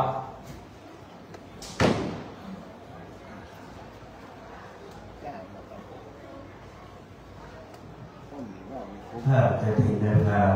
กับแล้วถ้าอธิสังสัตบริวารทั้งปวงนี้เป็นของบุญสาโรจน์บุตรเรือวันพุทธธรรมวงศ์บุญสมศรีพาณิชย์พุทธเรืองบุญไทยพระกิติบริพัตรพร้อมด้วยคณะทุกท่านโดยประกอบศรัทธาอุตสาหะพร้อมเพรียงกันนำมาถวายแด่พระภิกษุสงฆ์ผู้อยู่จำพรรษาทั่วไตรมาสในวัดในอาวาสนี้ก็เลยพระกฐินทานนี้เป็นของบริสุทธิ์ถูกเครื่องรอยมาโดยหน้าทาการแล้วแลตกลงในที่ประชุมสงฆ์จะได้จำเพาะเจาะจงลงว่าเป็นของพระภิกษุรูปใดรูปหนึ่งก็หาไม่ได้มีพระบรมพุทธาอนุญาตไว้ว่าให้พระสงฆ์ทั้งปวงยอมอนุญาตให้แก่พระภิกษุรูปหนึ่งเพื่อจะทำซึ่งการฐินภารกิจตามพระบรมพุทธาอนุญาตและมีคำพระอัฏฐกถาจารย์ผู้รู้พระบรมพุทธาธิปานทางวานาไว้ว่าภิกษุรูปใดประกอบด้วยศีลสุตาธิคุณมีสติปัญญาสามารถรู้ธรรมแปดประการมีกุภกิจเป็นต้นภิกษุรูปนั้นจึงสมควรเพื่อจะกระทำกฐินภารกิจตามพระบรมพุทธาอนุญาตได้บัดนี้พระสงฆ์ทั้งปวงจะเห็นสมควรแก่ภิกษุรูปใดจงพร้อมกันยอมอนุญาตให้แก่ภิกษุรูปนั้นเถิดผ้ากฐินทานกับทั้งผ้าอเนกสังสรรค์บริวารทุกวงเองข้าพเจ้าพิจารณาเห็นสมควรเป็นพระพุทธธรรมรักษ์เจ้าอาวาสวัดกาญจนารามซึ่งเป็นผู้มีสติปัญญาสามารถเพื่อมาทำกฐินภารกิจให้ถูกต้องตามพระบรมพุทธานุญาตว่าถ้าพระภิกษุรูปใดเห็นไม่สมควรจงทักท้วงขึ้นในท่ามกลางระหว่างสงฆ์ถ้าเห็นสมควรจะไซจงให้สัทธสัญญาสาธุการขึ้นให้พร้อมกันเถิดเป็นว่าพระกฐินทานของรัตนบาโศกสารโรจน์รัตนบาสิกาเยาวานพุทธิธรรมวงศ์คุณสมศรีพานิชรุ่งเรืองและคุณนายภาคจิตติบริพัฒน์พร้อมทั้งคณะนะครับในที่ประชุมสงฆ์ได้ตกลงปลงใจกันมอบถวายแก่หลวงพ่อพระครูพุทธิธรรมรัตน์เจ้าวาดวัดกาญจนิยารามพระภัยกรทองนะครับเป็นองค์กรในปีนี้ดังนั้นขอเชิญคณะสถานสาธุชนท่านสาธุการขึ้นพร้อมกันทั้ง3ครั้งนะครับสาธุสาธุสาธุและขอเรียนเชิญคุณสาวคุณจีรัตน์วันพุทธธรรมวงศ์ได้นำผ้ากฐินถวายหลวงพ่อเรียนเชิญครับทั้ง2ท่านครับเชิญครับถวายหลวงพ่อก่อนนะครับเรียกว่าพระเกียรติหลวงพ่อเป็นบุญใหญ่พอดีไปเกียรติหลวงพ่อนะครับ และก็ขอเรียนเชิญคุณไทยพัฒน์จิตติบริพัฒน์น้องประเคนผ้าไตรผู้สวดรูปที่1รัตนวาสิกาสมศรีพานิชรุ่งเรืองน้องผ้าไตรผู้สวดรูปที่2นะครับหลังจากนั้นประเคนบริวารกฐินแด่หลวงพ่อเจ้าหน้าที่เที่ยวบริวารกฐินนะครับขอเรียนเชิญคุณทัพวัฒน์พงศ์ปิยมโนเศรษฐ์ถวายบาตรครับเอาบาตรมาก่อนบาตรถวายหลวงพ่อนะครับถวายพอเป็นพิธีถวายบาตรนะครับบาตรเสร็จแล้วก็จะเป็นย่ามที่ระลึกดร.ราโนดเรียนเชิญดร.ราโนดจากหลวงพ่อคนนึงถวายพ่อของถวายพ่ออย่างเดียวนะครับถวายหลวงพ่ออย่างเดียวทุกคนรับหน่อยต่อไปพี่น้องขอเรียนเชิญคุณรับชาวรับถวายพี่นอนเจ้าที่เที่ยงหน่อยส่งต่อมีย่ามหลายใบหรอเอาถวายพี่นอนพ่อคุณอภิรศักดิ์ตรีเกศรนพมาศถวายย่ามใบที่3ใบที่1ใบที่1เมื่อกี้นี่หลวงพ่อพ่อรับไปที่1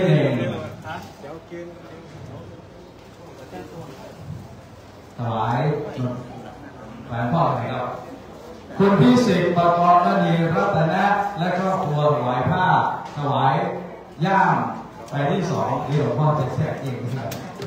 แต่หลวงพ่อคนนั้นหลวงพ่อเป็นบริการคุณกิตติมาบัญสิมาวิชยาถวายพระผ้าคุณกิตติมาที่ไหนครับถวายย่ามแด่หลวงพ่อต่อไปเป็นอะไรอีกหมอนนะครับหมอนมิสซาร่าถวายหมอน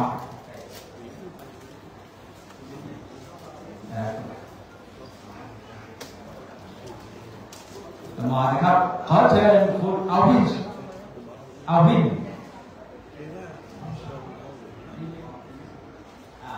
คุณเอาวินถวายร่มคุณเอาวินครับเอาร่มอีกเดียวมิสเอลสันโดยโทษครับมิสเตอร์เอลสันถวายมุ้งเอลสันครับนี่ครับเอลสันถวายมุ้งนะครับมิสเตอร์อีกมาไหมครับมาไหมเชิญครับจะถวาย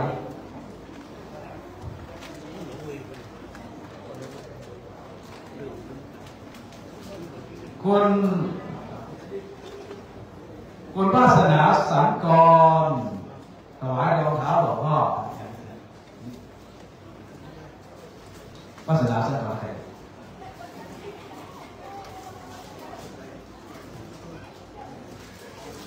คุณฤทัยพัฒน์ถวาย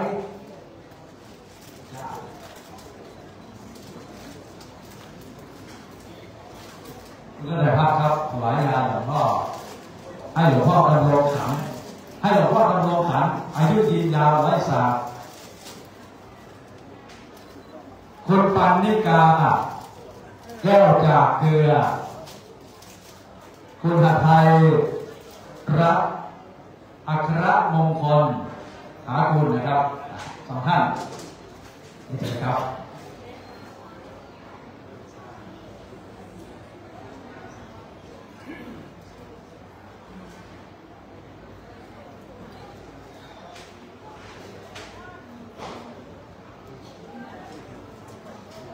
จะถวายบริการก่อนนะครับ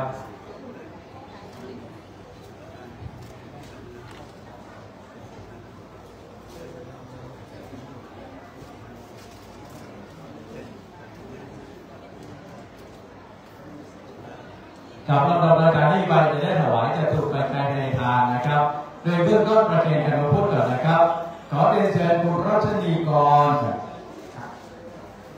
อัศรานุวงศ์ครับน้อมถวายปัจจัยบูชาพระพุทธ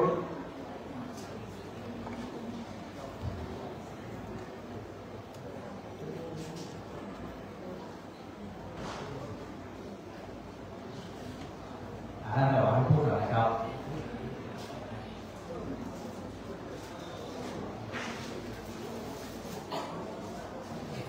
น้องโอเคเราพูดข้างกระโดดมือที่พร้อมกันนะครับหน่อยครับโอเคหรือยังเลยตรงนี้ครับตรงนี้ครับแต่ไหนครับสาธุสาธุสาธุต่อไปถวายปัจจัยแด่พระสงฆ์เถระนะครับถวายหลวงพ่อพระครูพุทธิธรรมรัตน์นะครับขอเชิญคุณสารโรจน์คุณจิรวรรณพุทธธรรมวงศ์นำถวายปัจจัยแด่หลวงพ่อองค์ประธานนะครับหลวงพ่อพระครูพุทธิธรรมรัตน์เชิญครับตรงนี้ครับหลวงพ่อประธานเชิญนะครับตรงนี้ครับประเคนตรงนี้ครับนี่ประเคน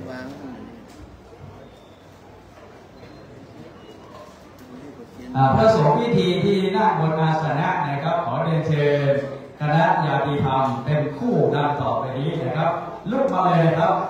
มาหมดเลยนะครับคุณสมศรีพานิชรุ่งเรืองคุณรัชนีกรอัศรานุวงศ์คุณวาสนาสังฆกรรูปที่หนึ่งเรียนเชิญครับบนอาสนะสงฆ์เรียนเชิญครับรูปที่สองคุณไทยพัฒน์จิตติบริพัฒน์และครอบครัวรูปที่สามคุณทัศน์วัดทองปิยมโนเสกคุณการจนานจิตติบริพัฒน์รูปที่สี่ท่านดร.ราโนมิสแอนสันริกแนวินรูปที่ห้าคุณรัฐชาวรัฐรูปที่หก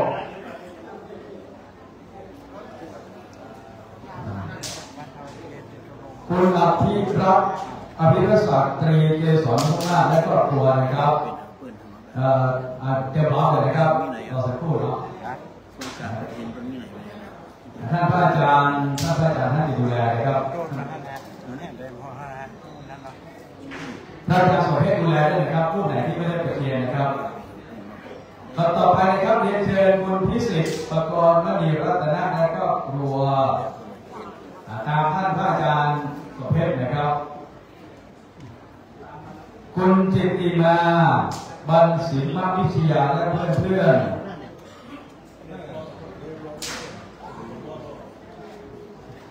สาธุประธานนี้นะครับต่อไปมิสซาร่ามิสซูรีครับต่อไปเลยครับไปที่ท่านอาจารย์พระสมเพชรและพ่ออาจารย์สมเพชรคุณได้พระเสด็จสิงหาคุณวาเทียบหลีโยกโอเคน้องกันนะครับครับผม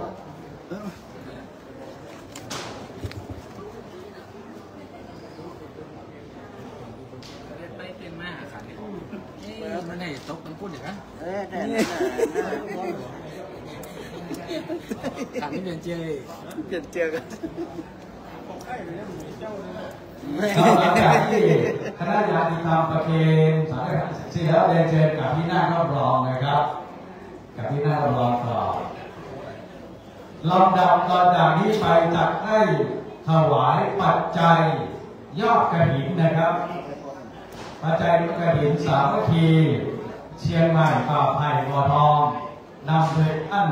รัตนอุบาสกสารโรจน์พระอุบาสิกาดีมาพุทธธรรมวงศ์นะครับซึ่งท่านจะได้ประเคน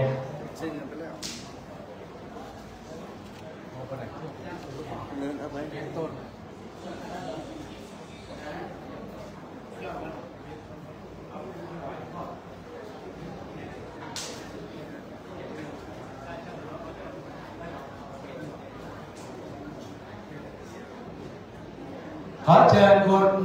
ไทยพัฒน์ได้แจ้งยอดปัจจัยนะครับและหลังจากนั้นจะเรียนคุณสารโรจน์คุณจิรวรรณได้เป็นตัวแทนคณะญาติธรรมประเคนปัจจัยยอดกฐินเชิญด้านหน้าครับเป็นคุณไทยพัฒน์ด้านหน้ายอดที่รวบรวมมาล่าสุดนะครับเดือนมีมาอยู่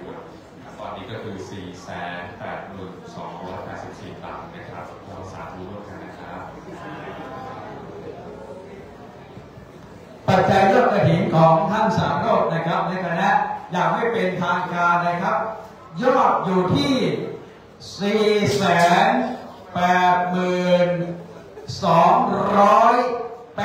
482,284 บาทครับสาธุนะพร้อมกันนะครับสาธุสาธุสาธุอนุโมทามิขอเรียนเชิญรัตนบาสกสามโรจน์รัตนบาสิกาเจวันพุทธธรรมวงศ์คุณสมศรีผานิชรุ่งเรืองคุณไทยพัฒน์จิตติบริพัฒน์คุณธวัชพงษ์เพียรมโนเสกร่วมกันประเคนประจายพร้อมกันเชิญครับลุกขึ้นมาเลยขอเชิญคุณสมศรีครับประเคนพร้อมกันเลยครับเราจะประเคนพร้อมกันยกมือทุกคนเลยครับทุกคนตามที่เลยครับทุกคนเลยนะครับคุณธวัชท่านดร.ราเนลท่านมิสแอนสันมิสเอลวินมิสเตอร์แอนสันมิสเตอร์เอลวินคุณลักพงศ์คุณอภิรศักดิ์คุณพิสิทธิ์คุณจิตติมามิสซาร่ามิสเชอรี่คุณอุไรครับนั่งพร้อมกันตรงนี้นะครับนั่งพร้อมกันตรงนี้เนี่ยเราจะประเคนพร้อมกันนะครับข้างข้าวพิเศษเราพร้อมแล้วเลยครับแล้วก็พิเศษพร้อมแล้วเอาเราจะประเคนพร้อมคณะญาติโยมนั่งประนมมือขึ้นพร้อมกันนะครับเอายกประเคนพร้อมกันนะครับสาธุกันนะครับสาธุสาธุสาธุอนุโมทามิครับผมมาเลยครับ2 ต้นครับหลังจากที่ประเคนเสร็จสิ้นแล้วเรียนเชิญท่านอภินาถรับรองนะครับอภินาถรับรองเรียนเชิญนะครับโอ้ยบุญกุศลสาธุสาธุสาธุการวินั่งรับรองกันนะครับการวินั่งรับรองก่อนการวินั่งรับรองก่อนนะครับก่อนที่พระสงฆ์จะโมทนานะครับจะได้กราบรัตนาพระอาจารย์สมเพชรปัญญาโนก่อนเจ้าว่าวัดการจนิยารามเอาไทยบ่อทองได้กล่าวอนุโมทนาบุญสัมโภธิกถาอนุโมทนาบุญแก่คณะกฐินสามัคคีเชียงใหม่ป่าไผ่บ่อทองนำโดยท่านสามโรจน์บุญศิลปะพุทธธรรมวงศ์ขอกราบพระนาพระอาจารย์สมเพชรครับขอถวายความเคารพหลวงพ่อพระครูสุวิทย์ธรรมรัตน์เจ้าอาวาสวัดการจริยารามป่าไผ่บ่อทองที่ปรึกษาเจ้าคณะตำบลในโป่งให้เงินขอกราบไหว้สาอาจารย์พระครูพระสงฆ์องค์พระเจ้าพระเถระนุเถระตลอดถึงพระภิกษุสามเณรทุกสงฆ์ทุกองค์เป็นเคารพเจริญสุขเจริญธรรมเจริญพรกับคุณสาโรจน์คุณอิกรวันพุทธธรรมวงศ์คุณสมศรีพานิชรุ่งเรืองคุณเพียวพัฒน์กิติบริพัฒน์พร้อมด้วยคณะกฐินตลอดถึงศรัทธาญาติโยมคนใจบุญทุกท่านวันนี้ทางคณะกฐินสามัคคีนำโดยคุณโยมที่กล่าวในเบื้องต้นเพราะฉะนั้นบุญกุศลที่ท่านทั้งหลายที่เกิดความสามัคคีธรรมเกิดพลังธรรมเพื่อจะถวายทุกปัจจัยที่ได้สะสมได้มาต่อวันนี้เพื่อจะได้ต่อบุญต่อกุศลเพื่อจะได้บูรณะพระภิกษุสงฆ์ในการทำบุญอานิสงส์การกฐินเพราะฉะนั้นบุคคลใดคณะใดที่มีเจตนาได้นำกฐินมาทอดมีอานิสงส์หนึ่งผู้ใดที่มีความศรัทธาเชื่อมั่นมีจิตใจผ่องใสเบิกบานด้วยบุญกุศล 2. มีโอกาสได้ลงขึ้นต่อพระพุทธศาสนา 3. มีชีวิตประสบความสุขความเจริญรุ่งเรือง 4. มีผู้อุปถัมภ์ค้ำชูอย่างพระพุทธศาสนาและบารมี 5. แคล้วคลาดจากอุปสรรคภัยอันตรายทั้งปวง 6. มีปัญญาความสามารถเฉลียวฉลาดประสบความสำเร็จ ในกิจการงานทำบททำตัวอันนี้ด้วยอานิสงส์ของการทำบุญการกฐินเพราะฉะนั้นในวันนี้บุญใดกุศลใดอิงโยมพร้อมโดยคณะตลอดถึงบริวารญาติโยมทุกคนทุกท่านได้กระทำสามัคคีในครั้งนี้เพื่อจะได้รู้ประสบความมุ่งหมายของศรัทธาญาติโยมที่จะได้บูรณะปฏิสังขรณ์การบูรณะของชาววัดเป็นโอกาสต่อไปบุญใดกุศลใดที่ญาติโยมได้กระทำแล้วขอบุญกุศลมีคุณพระพุทธมีคุณพระธรรมมีคุณพระสงฆ์มีคุณหลวงพ่อพระองค์พุทธิธรรมรัตน์เจ้าอาวาสแห่งนี้คุณพระสงฆ์พระมหาเถระเจ้าทุกตนทุกองค์ตลอดถึงคุณพระผู้หาเจ้าศรีวิจัยนักบุญแห่งพระนาไทยจงปกปักรักษาอย่างญาติโยมสามัคคีกฐินสามัคคีตลอดถึงศรัทธาผู้ใจบุญทุกคนทุกท่านเพื่อมีอายุวันนะสุขะภาระด้วยกันทุกคนทุกท่านโดยเถิดสาธุสาธุสาธุก่อนที่พระสงฆ์จะโมทนานะครับในนามของคณะชาววัดป่าไผ่ก่อนมองการในยะธารามทุกหลักการเมืองขอได้รับเกียรติจากคุณไพยพัฒน์กิติบริพัฒน์นะครับผู้ที่ได้นำองค์กฐินมาทอดหน้าที่ทำการศพวัดการจะที่ได้มาตามต่อไปบ่อทองได้กล่าวอนุโมทนาบุญขอบคุณขอบใจในกัลยาณมิตรกัลยาณธรรมของคณะสายบุญทุกท่านที่ได้มากฐินมาทอดขอได้เชิญคุณไพยพัฒน์ครับด้านหน้าครับ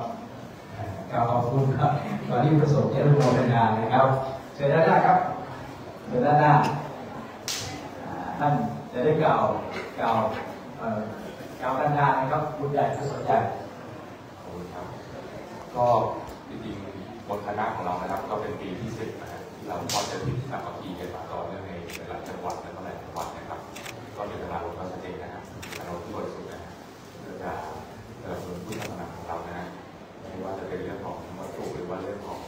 ทุกอย่างในศาสนาอันนี้จะเป็นระดับของที่เราสุดนะครับก็ปีนี้ก็โชคดีนะได้มีโอกาสมีเรียนวิทย์ของพี่เกษตรนะก็แล้วก็พระอาจารย์โยกนะแจ้งให้มาทอดกฐินวันนี้นะครับก็เป็นเกียรตินะครับที่เราได้มาคณะเราเป็นเจ้าภาพในวันนี้นะครับก็เสียดายเราก็อย่างเดิมนะครับก็อยากให้ทุกท่านก็ร่วมกันจิตทั้งหมดการบุญนะครับการทำบุญกฐินก็เป็นบุญที่ยิ่งใหญ่มากนะครับก็อยากให้ทุกคนจิตใจที่ผ่องใสนะครับแล้วก็โอเคกับการทำกฐินครั้งนี้ครับขอบคุณนะครับสาธุครับพี่มนต์พระสงฆ์จะโมทนาเลยครับเดี๋ยวเตรียมน้ำยา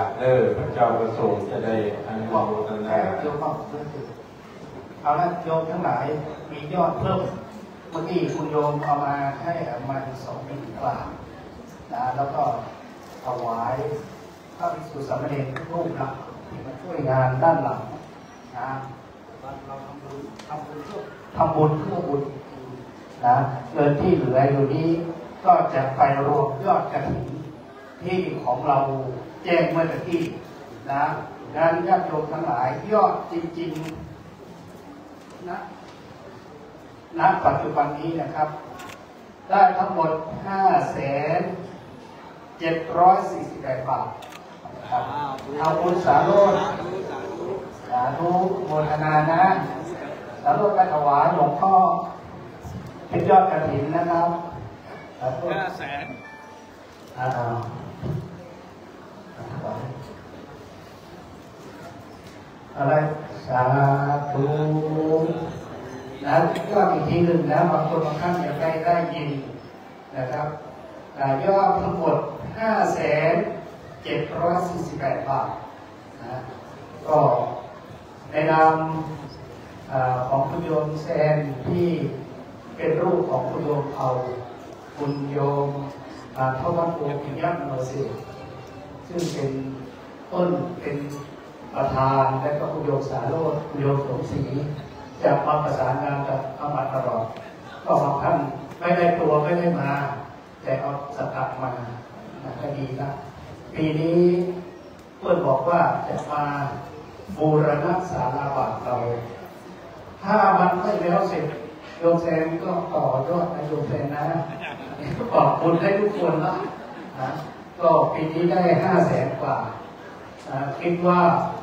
เราปีหน้าก็ยังไงคุณโยมแซนก็ขอฝากเรื่องฝากตัวนะกับเจนิ่งท่านอย่าลาไว้ในอ้อมใจนะ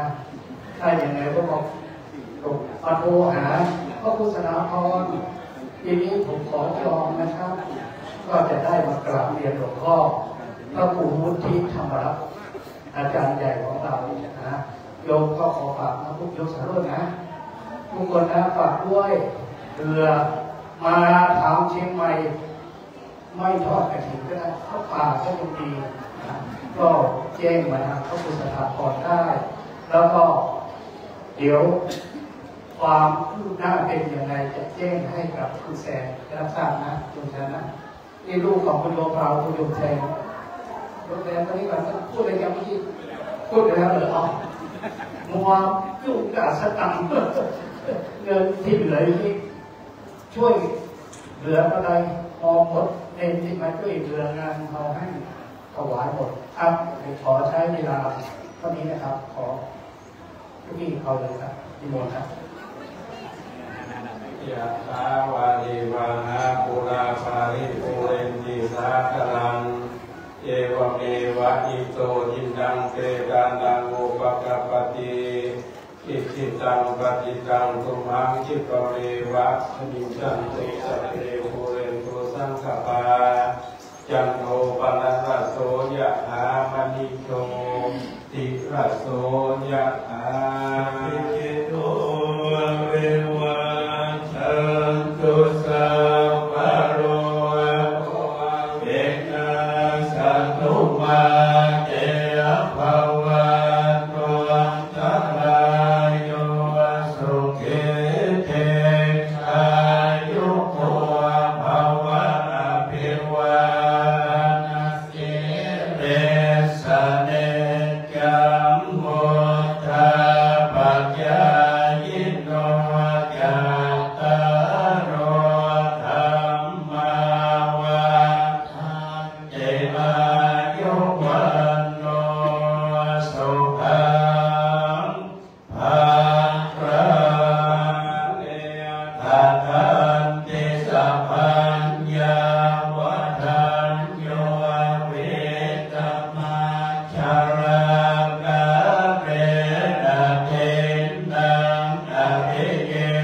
สุสุโภเตสุตาภิกษุเวปัสสันนะมนาตัสสะวิภุราโมติทัพทินาเยกัตตะอนุโมทันติวันยาวัจยังกโรติวานัเตนะกังทินาโอนาเตปิปุญญาสัพพังคิโนตัสมาตเตอาปะกิวานัเจโตยาตะปินังวะอาภารังปุญญานิภะระโรกามิปฏิฆาโหติภาเนนะเตภวัตุสัพพะมังคลังรักขันตุสัพพะเทวตาสัพพะพุทธานุภาเวนัสสัทธาโสภวังตุเตภวัตุสัพพะมังคลังรักขันตุสัพพะเทวตาสัพพะธัมมานุภาเวนัสสัทธาโสเทภวังตุเตภวัตุสัพพะมังคลังรักตุสัพพะเทวตาสัพพะสังฆานุภาเวนัสสัทธาโสภะวันตุเตสาธุ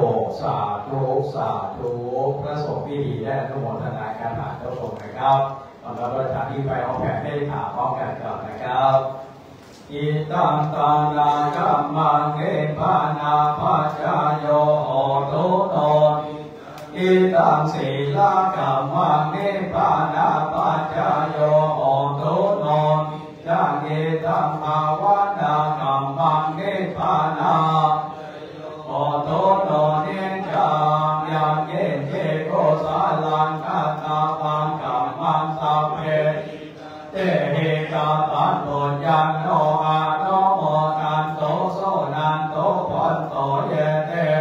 อาสามิกาเนอาเดกาตาเนกาโยกาตาตาสัพพะสัตตานังโสติอาตานังภาเรอาราโตมาตาโยเกตาโหโตโตกาปังโมจาโตสัพเพยาตากาโรติโมโตโตกาปังโมจาโตสัพเพอายาตากาโรติโมโตโตกาปังโมจาโตสัพเพปิสาสัพเพสัพเพเปตาโรติตาโหโตโตกาปังโมจาโตสัพเพตาตาโรติตาโหโตโตกาปังโมจาสัพเพเทวาโรติตาโหโตโตกาปังโมสัพเพอาจาริโยปัจจยาโตเกตาโหโตโตกาปังจัตโตสัพพะสัมมาริสัพเพจัตโตโหเอาสุภาพหลวงพ่อพร้อมกันก่อนนะครับวันตาเมพันเตสัพพะนาภาลาตังนาภาทังพันเตระยากาตังโพยันตามินาโนโมเทสัพพังสามินากาตังปุญปายานาตัมมังสาโตสาโตนะโนโมกามิอายุวันโนสุขังภาลัง สาธุพันเตสาธุพันเตสาธุพันเตรับน้ำพุทธมนต์จากหลวงพ่อประธานสงฆ์นะครับเพื่อส่งที่ยันสงฆ์ก่อนนะครับและหลังจากนั้นทางวัดจะมอบวัตถุมงคลนั้นแก่เจ้าภาพนะครับยันโตโพธิยามโมเลสักกายานังนันเทวะตันโตเอวังโกวิจัยโยกายันโยจายามังคังเออาปาราชิตาปาลังเกสิเสปัตาเวภุปะเรอาเนเสเกสัมภะพุทธานังอัคคัมปะโตกัตติโสนังกัจจังสุมังคลังสุปะปะตังสุจิตังสุขันโนสุโมโมโตยัสสุจิตังธัมมัจจเนสุปัตตกินังกายกัมมังวัจจะกัมมังปัตตกินังปัตตกินังปโนกัมมังปณิจิเตปัตตกินังกินานิกัตวัตตะพันนเทปัตตกิเนสา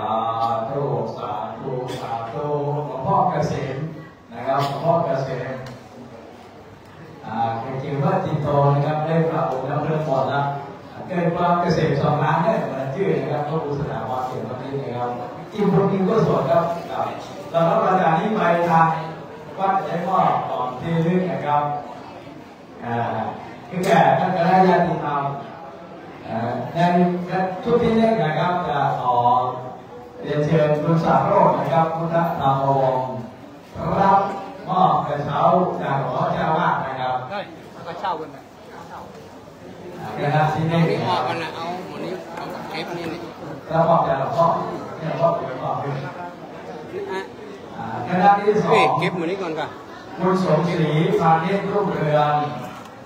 รับกระเช้าของที่เลือกจากหลวงพ่อก่อนนะครับเชิญครับในที่เหลือผมจะแจ้งอีกทีนึงแล้วมอบกระเช้าเสร็จแล้วก็จุดเงินคนด้วยนะครับท่านที่สามคุณไทยพัฒน์กิตบริพัฒน์ครับแล้วรับกระเช้าก่อนนะครับลมหมอกครับลมบ้านนี้ก็บ้านนี้นะท่านที่สี่คุณนวัฒน์พงศ์ปิยะมโนเสกรับมอบกระเช้าจากหลวงพ่อ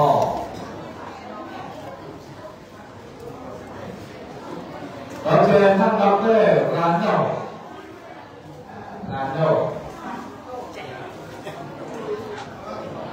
คุณเจ้าผมเข้าต่อไหมครับท่านดร.ร้านเจ้าต่อ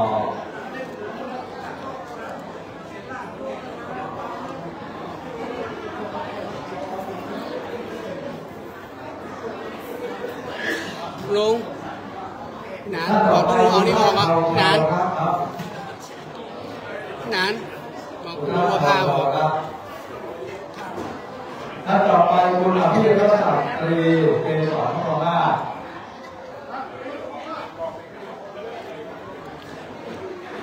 คุณอภิรักษ์คุณวิสิตประกรณ์มณีรัตนะคุณวิสิตประกรณ์มณีรัตนะคุณจิตติมาปัญสิมาวิทยา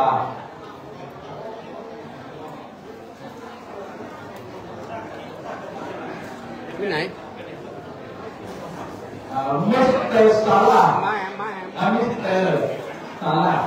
เด็กครับและขอเรียนเชิญคณะกรรมการวัตถุมงคล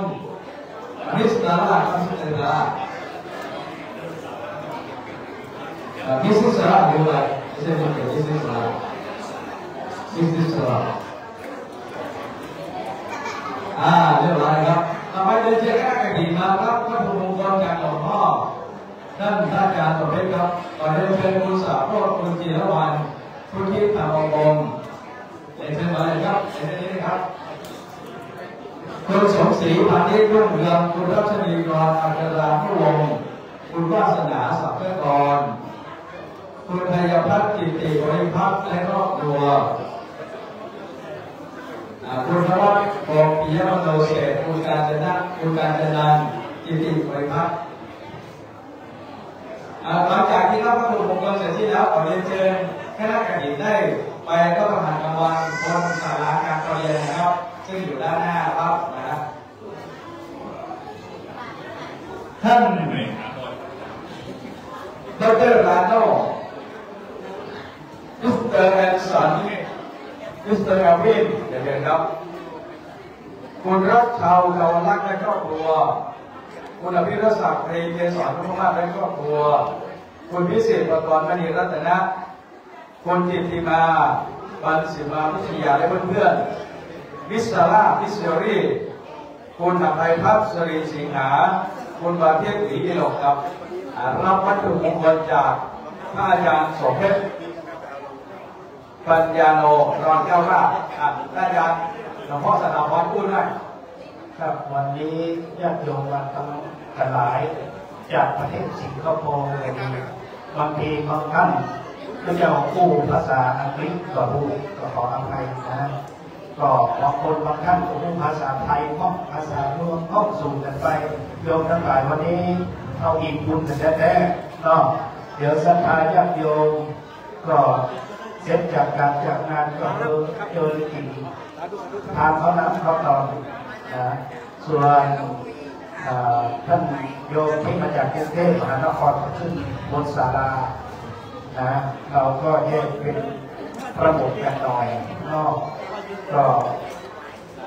ตอนนี้โยมผู้ใดยังไม่ได้รับวัตถุมงคลก็ขอเชิญชวนนะ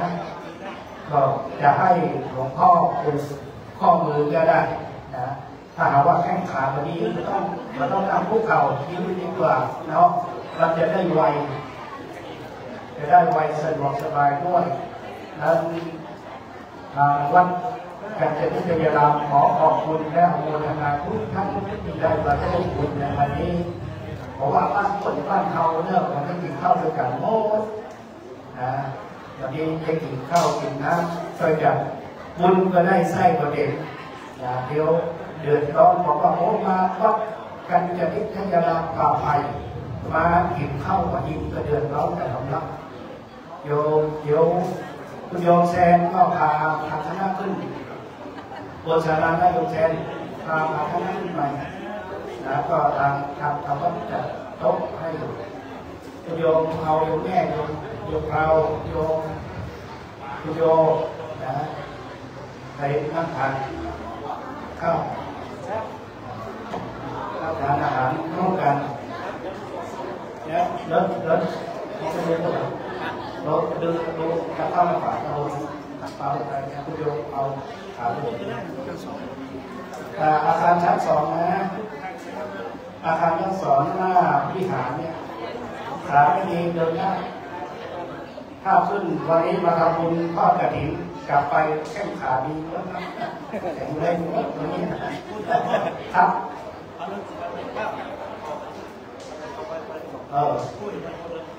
เดี๋ยวใช้รถตัดต่อไปก็ได้ยังเพื่อนอ่ะเพื่อนทั้งสองตัวเลยยังด้วยเอาก็มาต่อเนาะป้าเพื่อพ่อ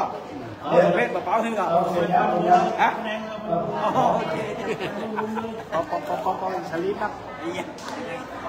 วันนี้มาเป็นพวกเหมือนอีกอ่ะโอ้สตางค์เงินต้นมาจาก7 ลักสตางค์เนี่ยก็กินแจ้งไปไม่เป็นทางการนะได้500,000 ฝ่ายปีหน้ามาจะเอา600,000 กว่าเนาะจะเท่าวัดขันตองปีนี้วัดขันตองได้600,000 ฝ่ายเนาะโอ้คุณแชร์ขนาดวันนั้นได้ยินเสียงของวัดขันตองได้600,000 กว่าคุณแชร์ผมโคตรตกใจเกินไปนะปีหน้าคิดตัวใหม่ปีนี้ดีนะปีนี้อาคารเกิดเสร็จยังไม่ได้สร้างเราว่าเกิดเสร็จไว้ก่อนนะอาจารย์เราพูดหรอสายดูสายดูจากสายก็ได้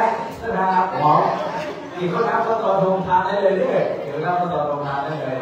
สำหรับคณะกฐินสามัคคีเชียงใหม่มาไปรอนะครับขอเชิญท่านมาเล่าทานกลางวันที่ศาลาการประเรียนนะครับทางวัดไร่เตียมาเราขอรับรองท่านที่ศาลาการประเรียนทางด้านหน้าด้านที่เหนือของวิหารหลวงของเรานะครับสำหรับคณะสภาบ้านเราตอนนี้ก็โครงการของเราเนี่ยขอเป็นเชิญหัวหน้าโครงการเรียนอย่างนะครับหลังจากที่เกี่ยวกับเราเขาจอดอิ่มเป็นที่ร้อนแล้วบ่ายโมงเขาจะแห่ต้นเดือนเข้ามารอบต้นเดือนที่คณะสภาบ้านเราได้ตั้งแต่มาคนละต้นนะครับแต่แห่เข้ามาถวายรอบนึงตอนบ่ายโมงไปที่นาไปยึดต้นเดือนมาตอนนี้ก็เอาไปตั้งไว้ที่เต็นท์ทางด้านที่เหลือที่หาก่อนนะครับเดี๋ยวบ่ายโมงเอาต้นเดือนรอบนึงนะครับ